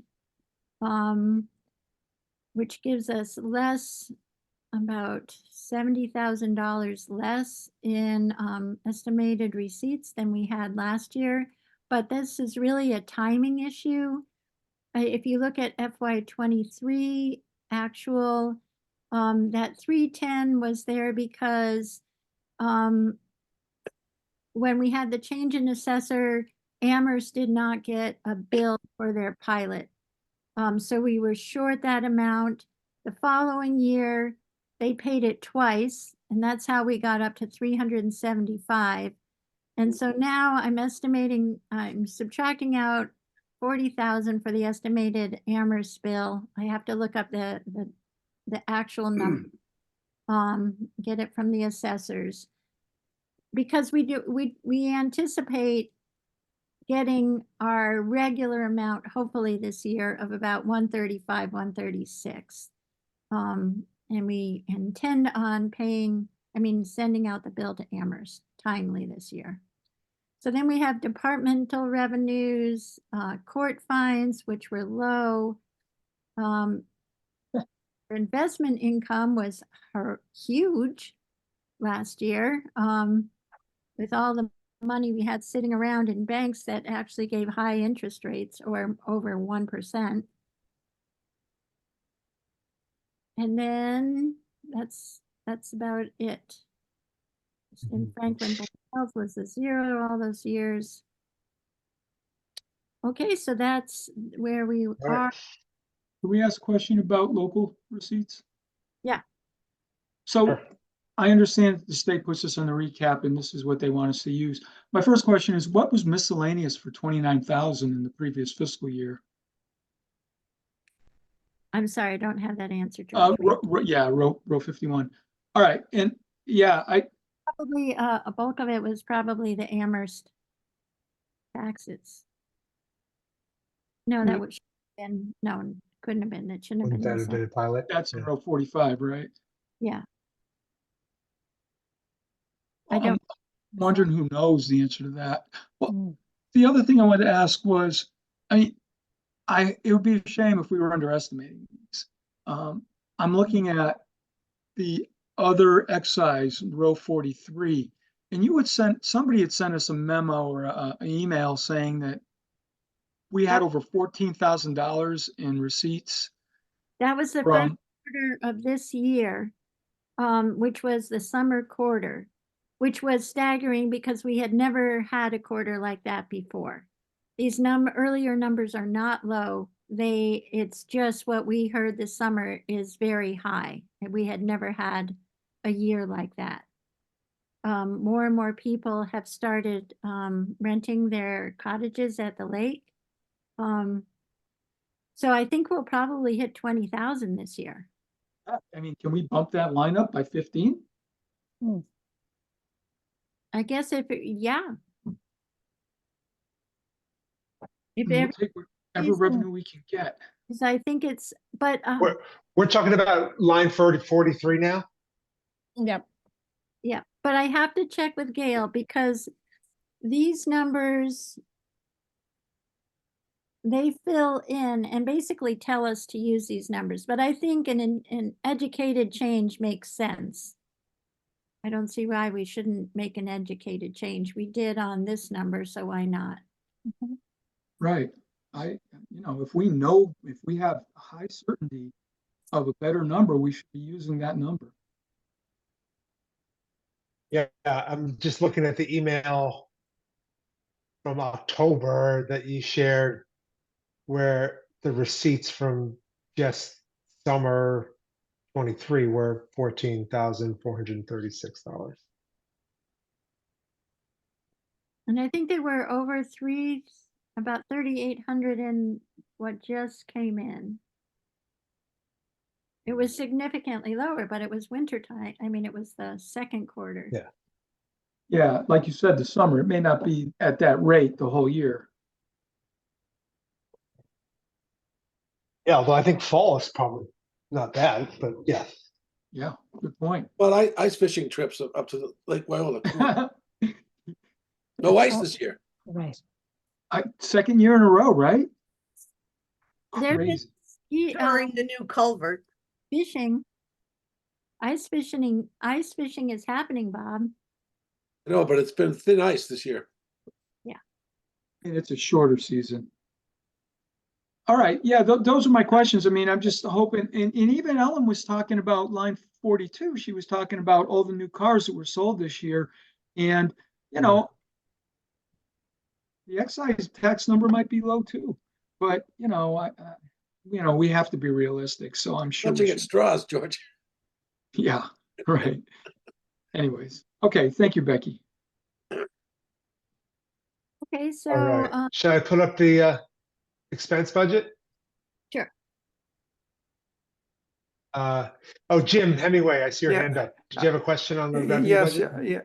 Becky, how do we know who is operating beds and breakfasts, establishments in town? Where do we get that information? Do they come up to town hall and say, hey, I'm doing this and I want to pay what is necessary?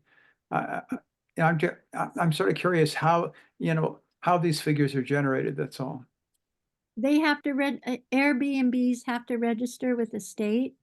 So we get the information from the state. And this town, about 4 years ago at town meeting, voted to tax local Airbnbs. Mm-hmm.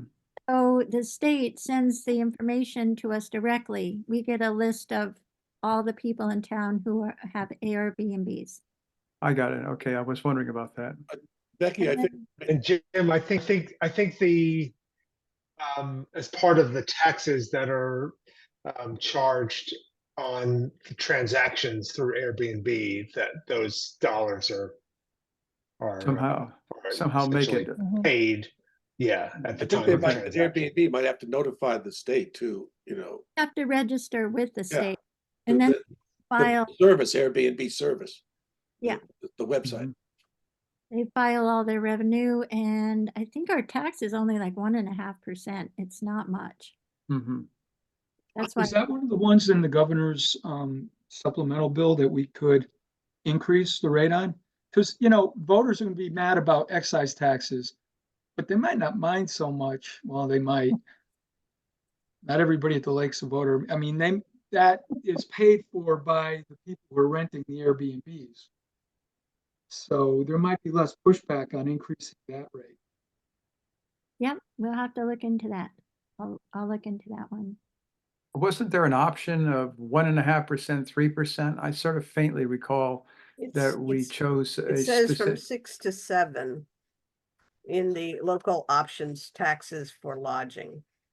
Yeah, that 1.5 to 3%, Jim, was for CPA. CPA, okay. Tax at 1.5. We never voted in the 3%. So we do all the work that it takes to do the 3%, but we only get half the revenue. Mm-hmm. And we get only a quarter of the matching revenue from the state. Well, So everybody thinks we're really stupid. There's a lot of complaining about taxes. The thing about one of the issues with Airbnb is that it drives up property values, and it's not good for communities. It actually undermines community cohesion, and it makes it more expensive for people to live in towns.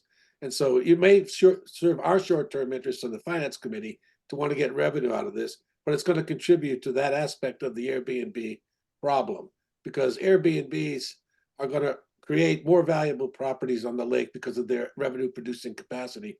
and it's gonna make all properties in Shutesbury more expensive and make the town less affordable.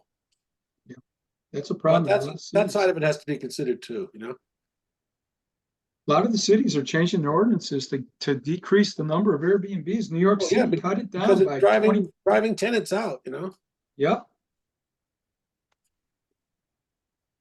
I haven't All right. complaints from neighbors at this point, but it'll be interesting to see. I've heard complaints about one person. Hmm. One Are we person ready for, rent. oh, sorry, for the expense budget? Sure. Yep. All right, let's pull it up. Okay, Okay, so so go ahead, AJ. maybe Becky, could you just start by letting us know, like, are all of the department figures for FY25 here coming from the budgets we've discussed and reviewed with each department? All but Ellen's. Okay, all but Mhm. Ellen's. What Actually, I about, think you got Ellen's in there too, Becky. Ellen's in too. You 'Cause it did. what, Is the decreased. highway, the what about updated highway? highway? The highways Yes. Sorry. and a 3.32% employee COLA is in as calculated from the formula by the personnel board. Sorry, what was 3.32. that number? 3 point? Three. Two. You can see them in that column on the. Yeah, far right-hand column, 3.32. Oh, yeah. Mhm. Yeah. All right.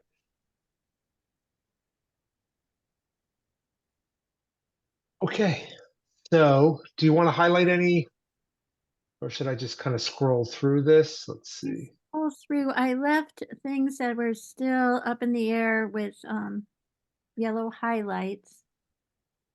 Mhm. What does the red font represent? Are those placeholders? That's a negative. Oh, Negative okay. all Gotcha. in red. So Becky, Oh, it I looks see. like there's So, yeah. shifting costs there. Okay, so it's just that last year I had a longevity bonus, and this year you get them every 5 years. So I don't have one this year, Right. so that's why it's showing negative. But Got any it. if Okay. we reduction in the, I think it's the utility valuations, we had been Yeah, it's had a 6,000 29. contract, and now it's only 2.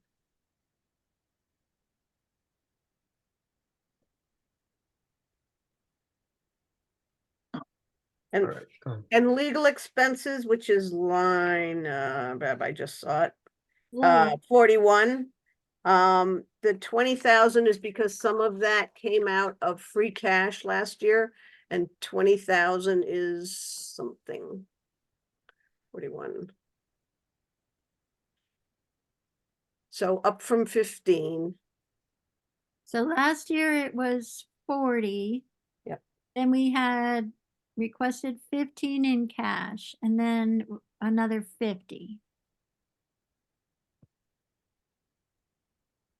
I'm proposing, this is wishful thinking, but at this point I'm hoping to reduce next year to 20,000, but that's without the lawsuit. I think Mhm. we'll have to figure out what's happening. Yeah, is there any indication that that might be resolving in some way? Number one, I couldn't answer your question if I wanted to, April. Right. Can I raise a point about that, Becky, without violating any laws here? When we went to special town meeting and I stood up to talk, I did make a mistake about the billing to one of the law firms, because I, as a member of the finance committee, never knew what was going on, where the money was going, what the bills were. And, I never really had a handle on that line. And I just think makes it hard to do your job. I mean, you don't even know what's going, you're signing off on transferring money. So isn't there a way we could know at least what the billing is instead of, knowing the details of the legal proceeding? I mean, and be better informed? I'm trying to translate what you said into something I understand. I need to know what's going on as a member of the finance committee with our legal expenses without violating the kind of principles that you just addressed, which are that you can't talk about the legal proceedings. Well, we don't have to know about the exact nature of the legal proceedings to know how much money is being spent and where it's going. And you do not see that in your expense report, Bob? I hadn't seen it when we were asked to transfer money. We were just told, or at least my recollection was when I asked about it, I was told that you couldn't talk about it. So I'm trying to sort out, maybe is that information in the expense report? Where the money's going? Or is it just that it's going? The amount of money is there. Yeah. Are you asking Bob about like who specifically is being paid and what Yeah, amount? So exactly, right. I'm trying to understand what you're. Yeah, is it You feel is it that's public information? you that- feel that's essential to. Well, if I want to know, for example, I think it's useful for us to know how much it's costing us, say, to fight Coles, not to pay the law firm that's representing us against Coles in the lawsuit about the planning board's bylaw, and versus how much is it costing us to address the Concom bylaw and so forth. I mean, I don't think that would violate. I can provide you with a report that shows how much different lawyers are being paid. Would that be helpful? Yeah, that would be very helpful. Yeah, and knowing what, which job each one is And involved in, most the one part- that's doing COMCOM, the ones that's doing. Yeah. McGregor had about, I think we had about 5 different scopes of work for him. So his kind of change, it's about, different things over different time periods. But if you would like those numbers, that's fine. I can give you those. Yeah, I'm more interested going forward that we can get a handle on this line so we know better. Like, for example, let's just do a hypothetical here. We might decide we're spending way too much money on this. Is there some way we can talk to the select board about what they're up to, what the end game is here? Because the money is going out really rapidly here, and we need to be in control of how much money we're spending from the public purse, that kind of thing. I'm interested. You already revealed the information at the special town meeting about what happened before, right? Weren't those Yeah. invoices revealed to the public then? Yes. Yeah. So just going forward, Becky, is what I'm interested in. No problem. You just have to ask your questions, Bob. Thank you. All right. Susie and then George. And I think that in the end, there's different roles for different parts of our government. So we can't tell them which projects. We can tell them this is the money we want to support spending or not support. They have to decide whether this is a legal cause, blah, blah, blah. So and it is an unusual year because there were lots of legal conflicts, and hopefully going forward, some of those projects are done and some of the approaches that the committees are going to use will be different. But in the end, it's not our decision in some at a level of specificity, but it is our recommendation about where the money comes from or not. George? Yeah, I was just gonna, Susie made a reference earlier to the fact that we used $15,000 in free cash for the 40. So I just want to point out, so the net effect of all of this is really $5,000 decrease because we lost 15,000 in revenue on the revenue page. Mm-hmm. Mm-hmm. Right. So it's basically a $5,000 appropriated increase. Right, which historically is close to what we were spending, at the beginning of the spreadsheet. So it kind of crept up in a reasonable way from that. Yeah. So the hope, this figure is if we have my standing, Donna McNichol and my KP labor attorney are the ones that have assisted overtime consistently year to year. It doesn't include any of the other attorneys, that we're dealing with. So we'll have to figure out as we, as the conversations, if we get news about the lawsuit and what direction it's turning, this might have to be supplemented. But I think just starting at this is one place, it's not the most conservative number, it's the least conservative number. We said last year we were gonna raise it to 40, 115 with cash and then use 25 in subsequent years.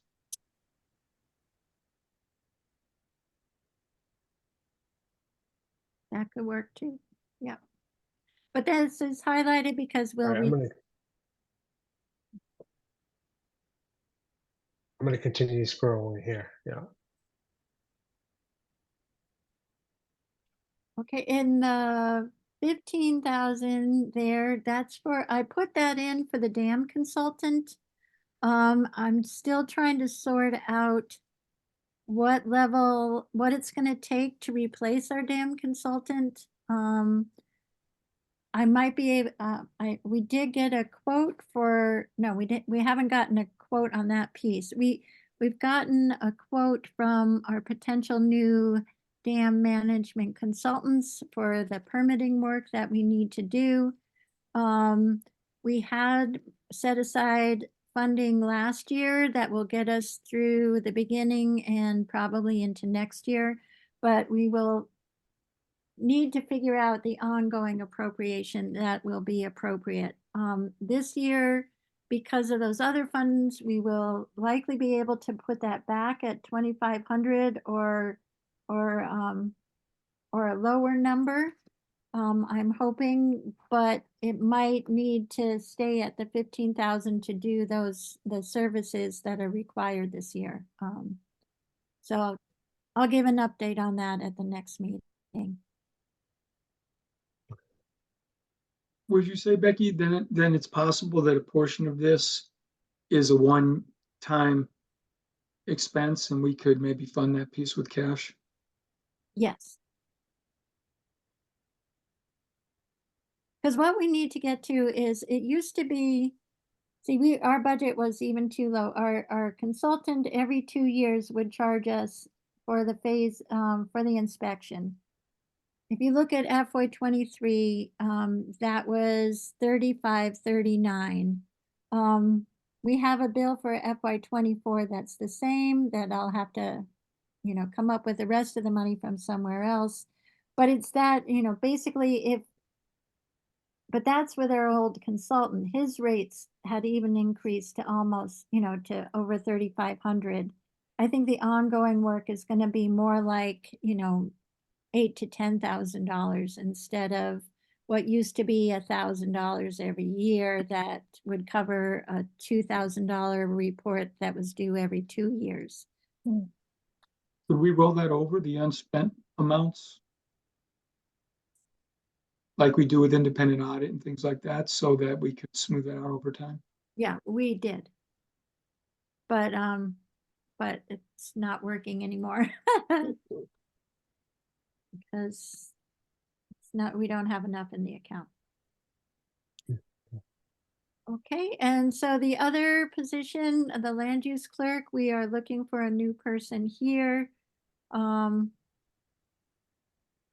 Don't think, during the process, last time Concom had talked about wanting a Concom agent and creating a second position.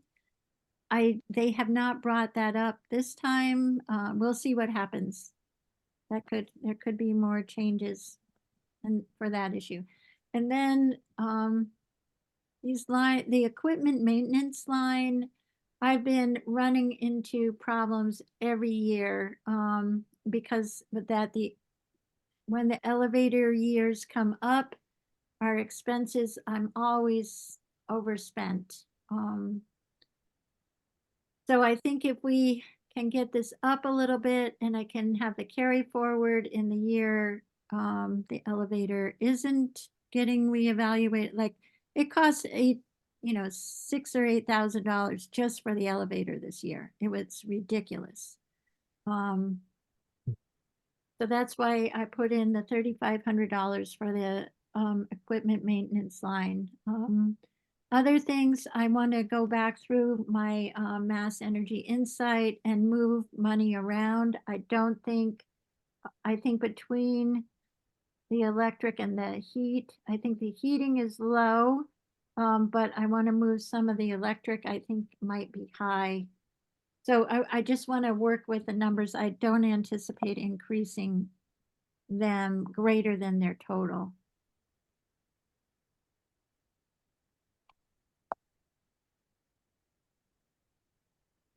Any other questions? Yeah, Becky, can I ask you about line 68? So we're gonna have a capital proposed expenditure for the building committee. Is this $10,000 here sort of kind of a separate set of issues Yeah. than what This money the is building more committee? Okay, exploding toilet and the okay, got it. Yeah, you know, things that understood. Okay. And where is the 20, what line is the 20,000 capital? Is it under At the end. line 177? the 40,000, yeah. Wait a minute. Yeah, 177. I think. My eyes cannot do that tonight. The one, yeah, it's farther down, but office supplies I had to raise, I raised by, I believe, 1,000. Here's office supplies. No, that looks the same, Becky. 2,000? No, office supplies, Yeah, not next page, I think we Oh, saw it. sorry. I'm behind There it here. is. Okay, got it. flashed away. Yeah, I see. Yeah. Yeah, paper is $80 a carton now. That used to be 30. Mm. And Wow. that's the problem there.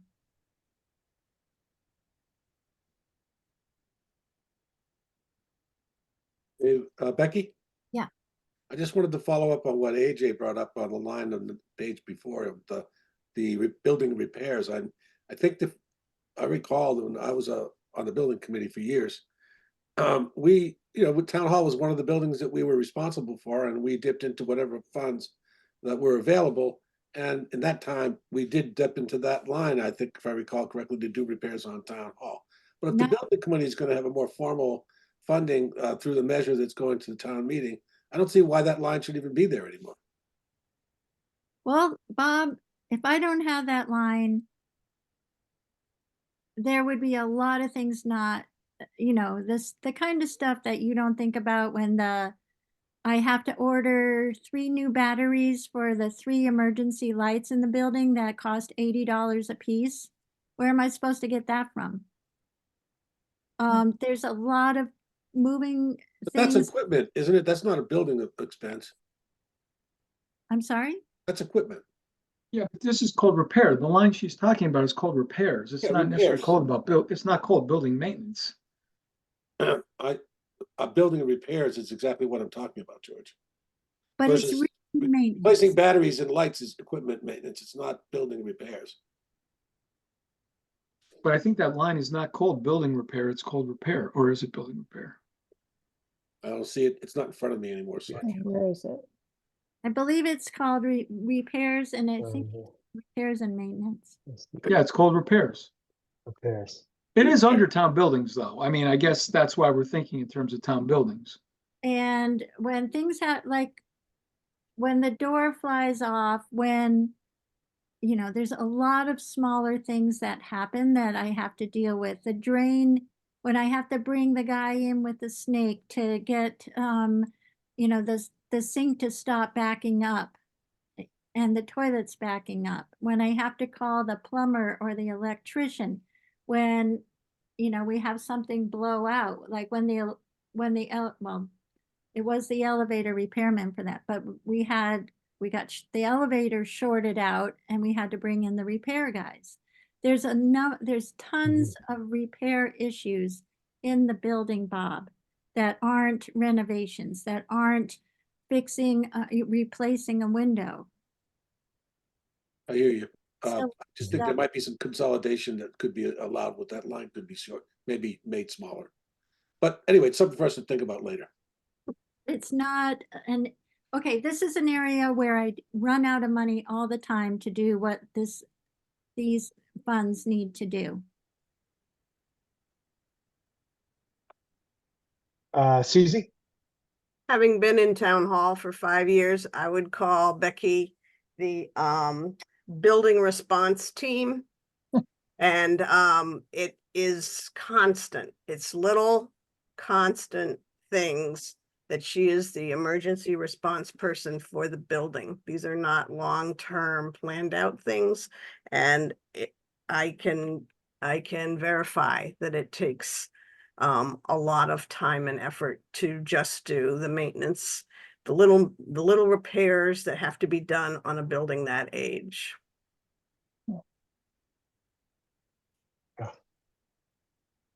It's almost like building maintenance might be a better like term to describe that particular line, or just a way to distinguish it from what the building committee is going to be tackling. But in any event, okay. Let's see. I had a question on line 93. For scrolling down that way, on the call wages on the fire department, I'm not sure what's justifying that, because I thought that we had set minimum hours that people would be reimbursed. So I thought that that line would at least stay the same. Is it realistic to look at that going down almost $6,000? Okay, so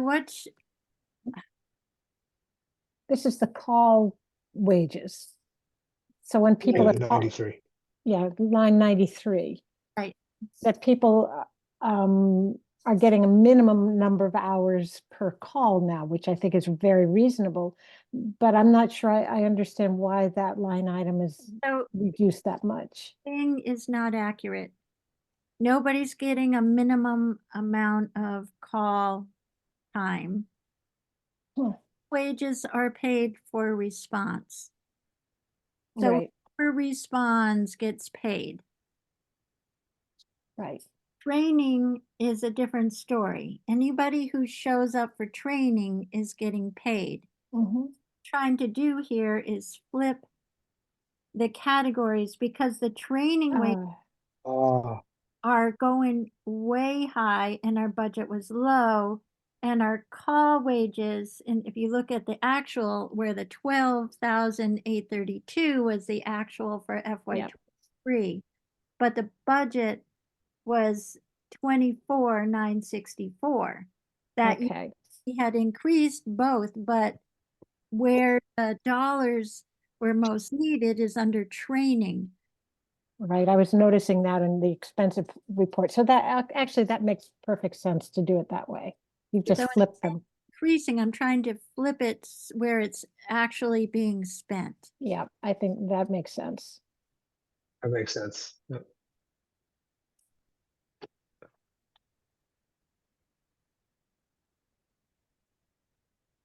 I'm going to keep scrolling. Let me know if you guys want to discuss any lines. You guys all saw Lenny's changes to reducing capital to one equipment line. I got a question here.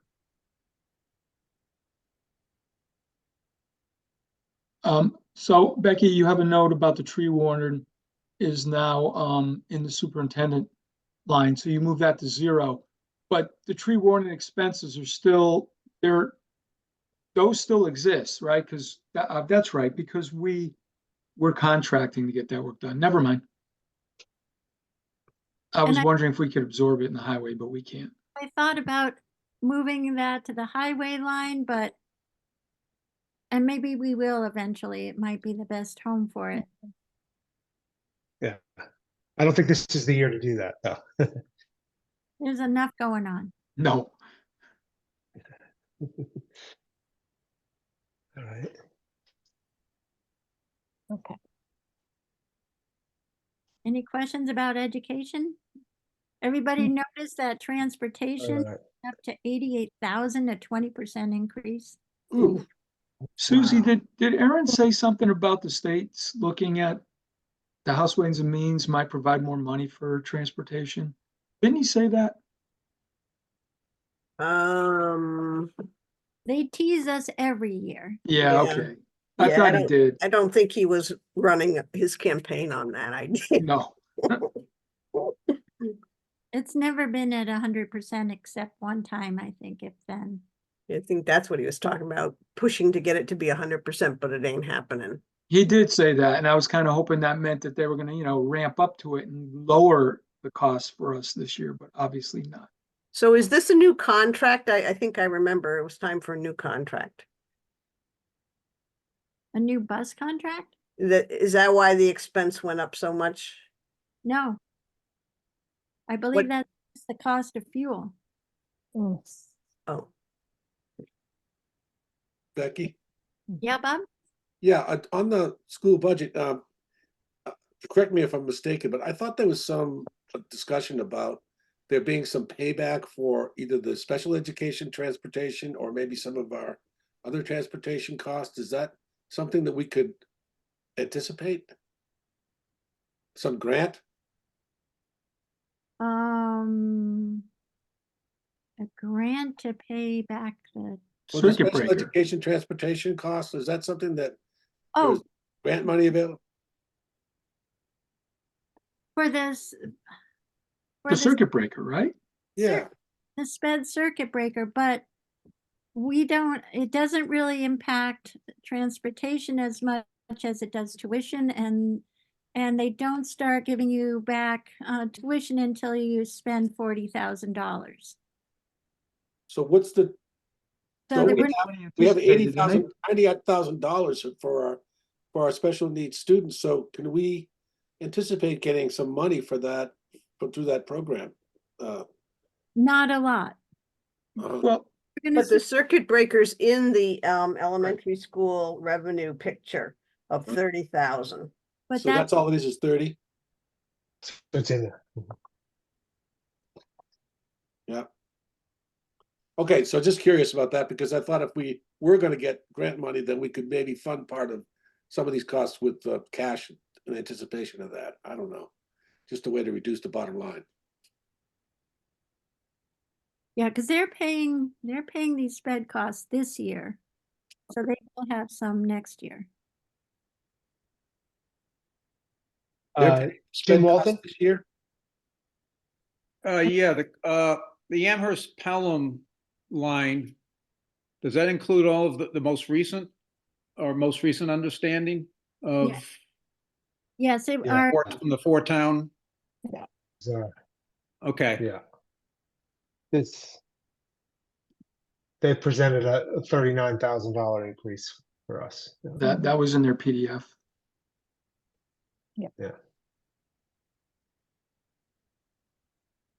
yeah, so we're almost back up to FY21.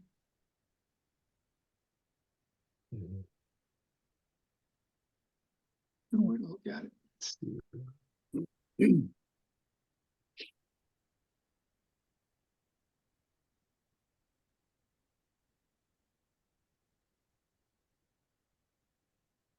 So maybe this highway number will come down $12,000, right? Based on our discussion tonight, but I guess we'll discuss that in a future meeting. Yeah, I thought that was a good suggestion to try in Mhm. any road build. Let's look at it as a capital. I thought that was a Yeah. really smart move. I wanted to ask about rows 135 and 136. And Yeah. basically, Mm. is that going to be a recurring expense or is that a one-time? Are those one-time or, maybe 1-2 year expenses?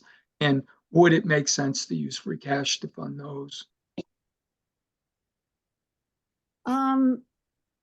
We are getting closer to an answer. I can tell you hopefully in about 20 days, we'll have more information on what direction we're going here. Yeah, if they're temporary, again, I think they're candidates for funding with free cash. Either Just, temporary or the intro to another terrible situation. we need to God. have it built in the budget, yes. But wasn't one of those fees for an annual checking report? At the fire station? I can't remember where that was last time, if that's where it was. The problem is we don't know. So that 5,000 is an annual amount that we should need irregardless, because we have to file with DEP, we have to have an LSP, write that report, and then we have to pay $980. So at a minimum, we need that 5,000. This, Okay, and so that wasn't in another line, right? Because didn't we used to have a water quality line somewhere? Do. But it's not the same thing. we had funding, I had it all set up and built up so we could address all our issues. And then 5 years ago, you guys emptied you emptied the account with any other forward-thinking future dedicated funding. Sounds like us. So Becky, you're saying that because we have test wells at the fire station and we have an order of, some order from the state to test those wells on a regular basis to monitor what's happening under the ground. So that means it's a recurring expense. Bob, we have two Right. sets of test wells at the fire station. Right. And so we have to send a report every year on the status of those wells and what's happening with the ground. Under that's Right. Yeah, We all have- right, so maybe my idea is not such a good idea. mandate that is the original fire station gasoline leak, which is bubbling its ugly head in a very odd way. And we're trying to figure out if it's coming or going. Right. That is also happening on some of the same test wells and some different test wells at the fire station. That's the And- PFAS issue, which is not included in the budget as far as I can see. Not at this point. But the gasoline is. Yeah. Gasoline might need to get mitigated. I mean, we use that $5,000 from FY24 has been used. Right. And so the 10,000 has been used Mhm. in efforts on this gasoline situation.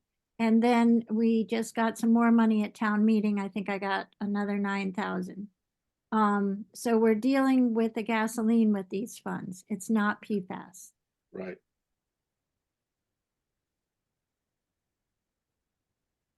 So far, the PFAS money is coming out of Let's see, I got, right? So far, the PFAS money came out of that special town meeting vote for $136,000 and the $150,000 that we received in a zero interest loan, part of which we've been told will be forgiven. Right. I'm going to be out of the 150 by June, and I am requesting additional loan money, but I that see. has not been set up yet. Is that What happens if you don't get that loan? We have to You pay don't for it. Come to you. We sell children. Well, I did find on page, on line 175, it was called 175. Gasoline leak / That's all fire zeros. station fund 30, and that's where it got zeroed out. What year was that zeroed out? Oh, I don't know. There's a I lot of can't- zeros on this page. Yeah, there's no Zero numbers at in all on it, so it FY20. goes. It was, yeah, it was before fiscal 20. But I think it was 19. So it sounds like the $5,000 in mitigation funds is a hope, and it's possibility it could be different, higher. Yeah. Okay. So at this point, unless we get some, just this $10,000 is basically maintenance. Mhm. We might be able to drop the other 5,000, but not this year.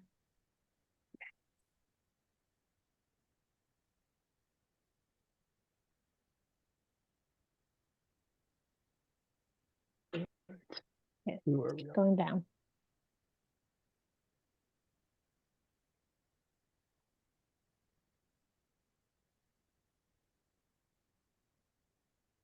Okay, so what does this tell us when we're not to the bottom yet?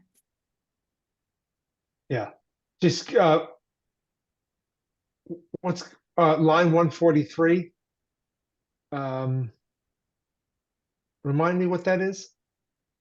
This is the Board of Health County Health District. And I really I cannot explain this to you. What I was Okay.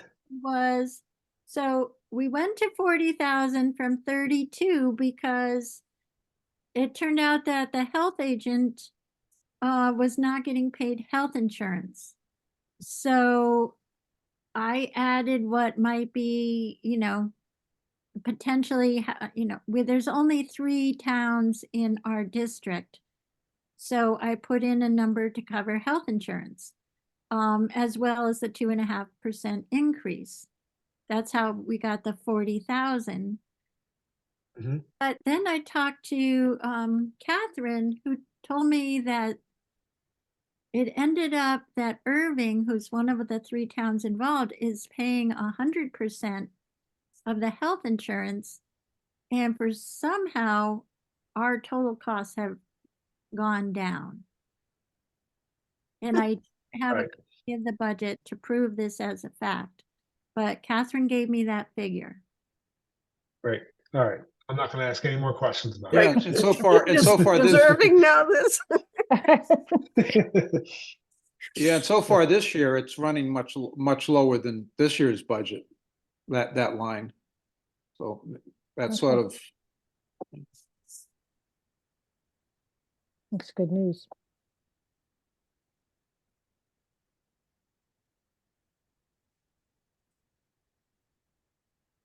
All right. So I guess we can jump to the bottom here, right? Let's see. The bad news about what we have in the budget so far is we do not have the debt figures for the culvert loan or for the, I think, another of the dump truck. I think, yeah, dump truck or backhoe. The backhoe we already had the figures for. Well, it's blank here. Well, Ryan has the figures. We don't have them. Got it. So I Okay. have the debt figures for the next meeting. Ryan's working on them with the banks right now. But there is a pickup here, right, Becky, down on line 178? Yeah, we've got 154,000 that went to stabilization last year that can go to paying for part of the debt this year. And that should cover any additional debt service that you're going to be adding, and so that'll just go to 0. No, I mean, it'll cover.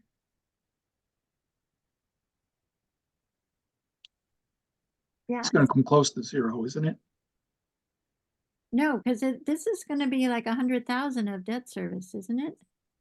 It's like the dump truck's almost 200. The backhoe was 120, I think. And the culvert's 200. Annually? No, total. I'm just. Yeah, okay, so what, 4-year, 5-year loan? Yeah. But if we have a total of 500,000, it's a Divided by 5, 5, call it 100 a year. Wow, oh man, then we still have to come up with another 40. oh no. But we have the 45,000 already in the budget.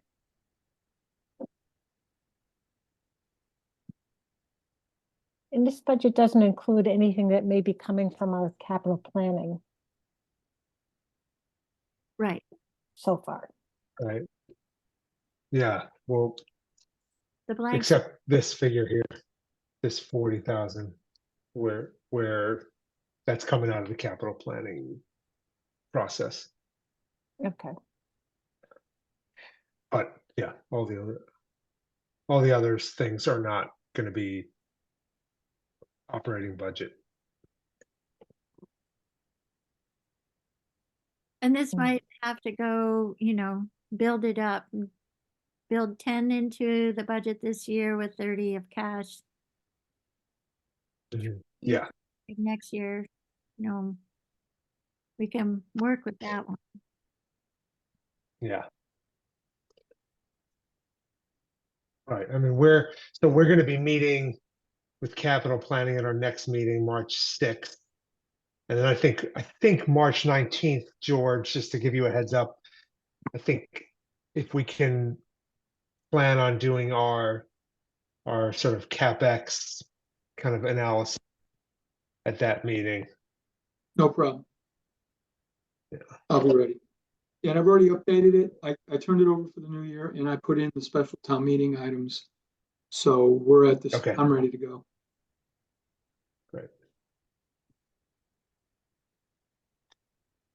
All right. So we got some things to update for our next meeting. Yeah. But at least we have an idea of kind of where we're headed.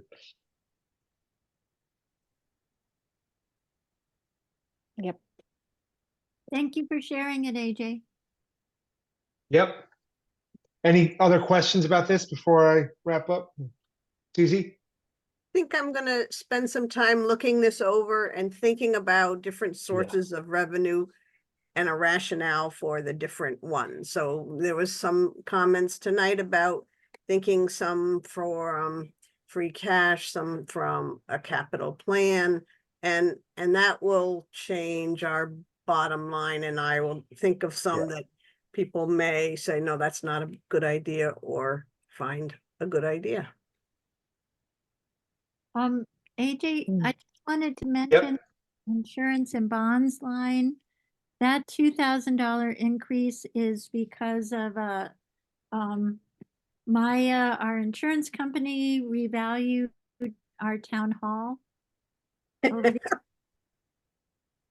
increased the value enough to incur us another $1,800 on our insurance. It's because of the cost of construction for repairs and for, replacement. Yep. So do we have the figures for our cash reserves? Where those are at? Did I miss those on the front sheet? Well, I can tell you real quick. Yeah, they're not, Yeah, we had them for the special town meeting, but they're over $1 million. Right. It's going into special town meeting, free cash stabilization was at 478. Free cash was at $1,095,000. There's a total reserves of $1,572,000. We spent $101,500 at special town meeting. So now we're at $1,470,000. So we're just below 1.5 million. 438 in stabilization accounts and 1,033,000 in free cash. So we're at 1.5 million with those reserves. Okay. all right. Okay. I'm gonna stop sharing this. So it's 8:41. I'm wondering if we ought to just see if there's anything urgent that anybody needs to discuss tonight. And then I think we can maybe table the expense report review to our next meeting. What do you guys think? Is there anything pressing that folks wanted to cover tonight? Jumping up. Just curious about everybody's feelings. Yeah, I about don't what happened think there's Saturday. yeah, I mean,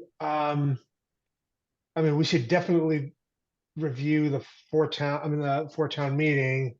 I just don't know that there's anything sort of urgent or any urgent action for us to take on that, right? So yeah. Susie, I see your hand up. I I think I understood, that Doug thinks some numbers will come out on Friday, the 23rd to precede the, regional school committee meeting on the 27th. And, Mhm. I don't know, we didn't get the budget that was in January and I felt like out of the loop. So I did write to him and say, we need to be kept up to date. I mean, we can't really have input or even discuss it ourselves or individually. if Yeah. we don't have that information. So am I right that we're gonna get a budget picture on the 23rd? You know what? 24th? I think that's right, but I think what I need to do is shoot Anna Hurd an email tomorrow asking her if she can just make a note to forward us, I'll say Becky and myself, any updated budget documents that she receives, and then Why we'll- couldn't it come we'll out of the forward that to central the full- office? Well, because Steve used to always forward it, and Susie, they're Yeah. buried in the central office. Sasha has taken another job. They don't even have their regular staff. Oh, okay, I just thought Yeah, it I was a think they kind header of thing. assume. Yeah, I think they sort of assume that the you know the reps from the towns are gonna Okay, that sit on the school committee are gonna share that information with the people who Okay. need to see it. But And- Anna's been very responsive to my email questions, so I'm sure she'll be happy to do that. So I'll make a note to email her about that. On another note, the Union 28 finished their process of hiring, screening and interviewing the superintendent and offered the job to someone last Friday. And so they're in negotiations for that now. So that's, they were fast and they wanted to be fast and get candidates before they were all gone. So they had When three. did they start their search? Before Christmas, they began the process. Yeah, quite a bit before Christmas, maybe November. So they just, I'm amazed at how quickly they did that. and they had 5 towns, but they were very driven to get it done and they had 3 people to interview. So I haven't heard how the negotiations for the contract went, but the person they chose was unanimously supported by the Joint Supervisory Committee. True, it's breaking news. It's Doug Slaughter.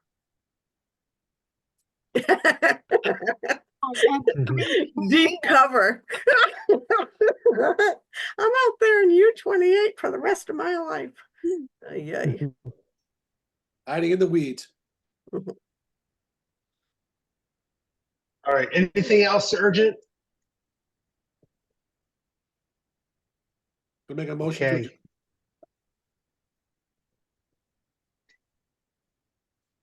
Sounds good. I'll second that. Arbonett, aye. Should we do a quick vote? Grove's at.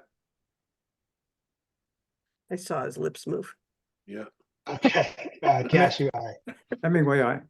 Mosier, aye. Fine, aye. Walton, I. All right. Okay, thanks, everybody. So just Right. quick reminder that we're meeting on a Wednesday, March 6th. So don't show up on March 5th. And thank you. We'll Good see night. you at the next meeting. Okay, bye. Thank you. Good night. Bye-bye. Okay. You all have a good one. Take care. You too. See you.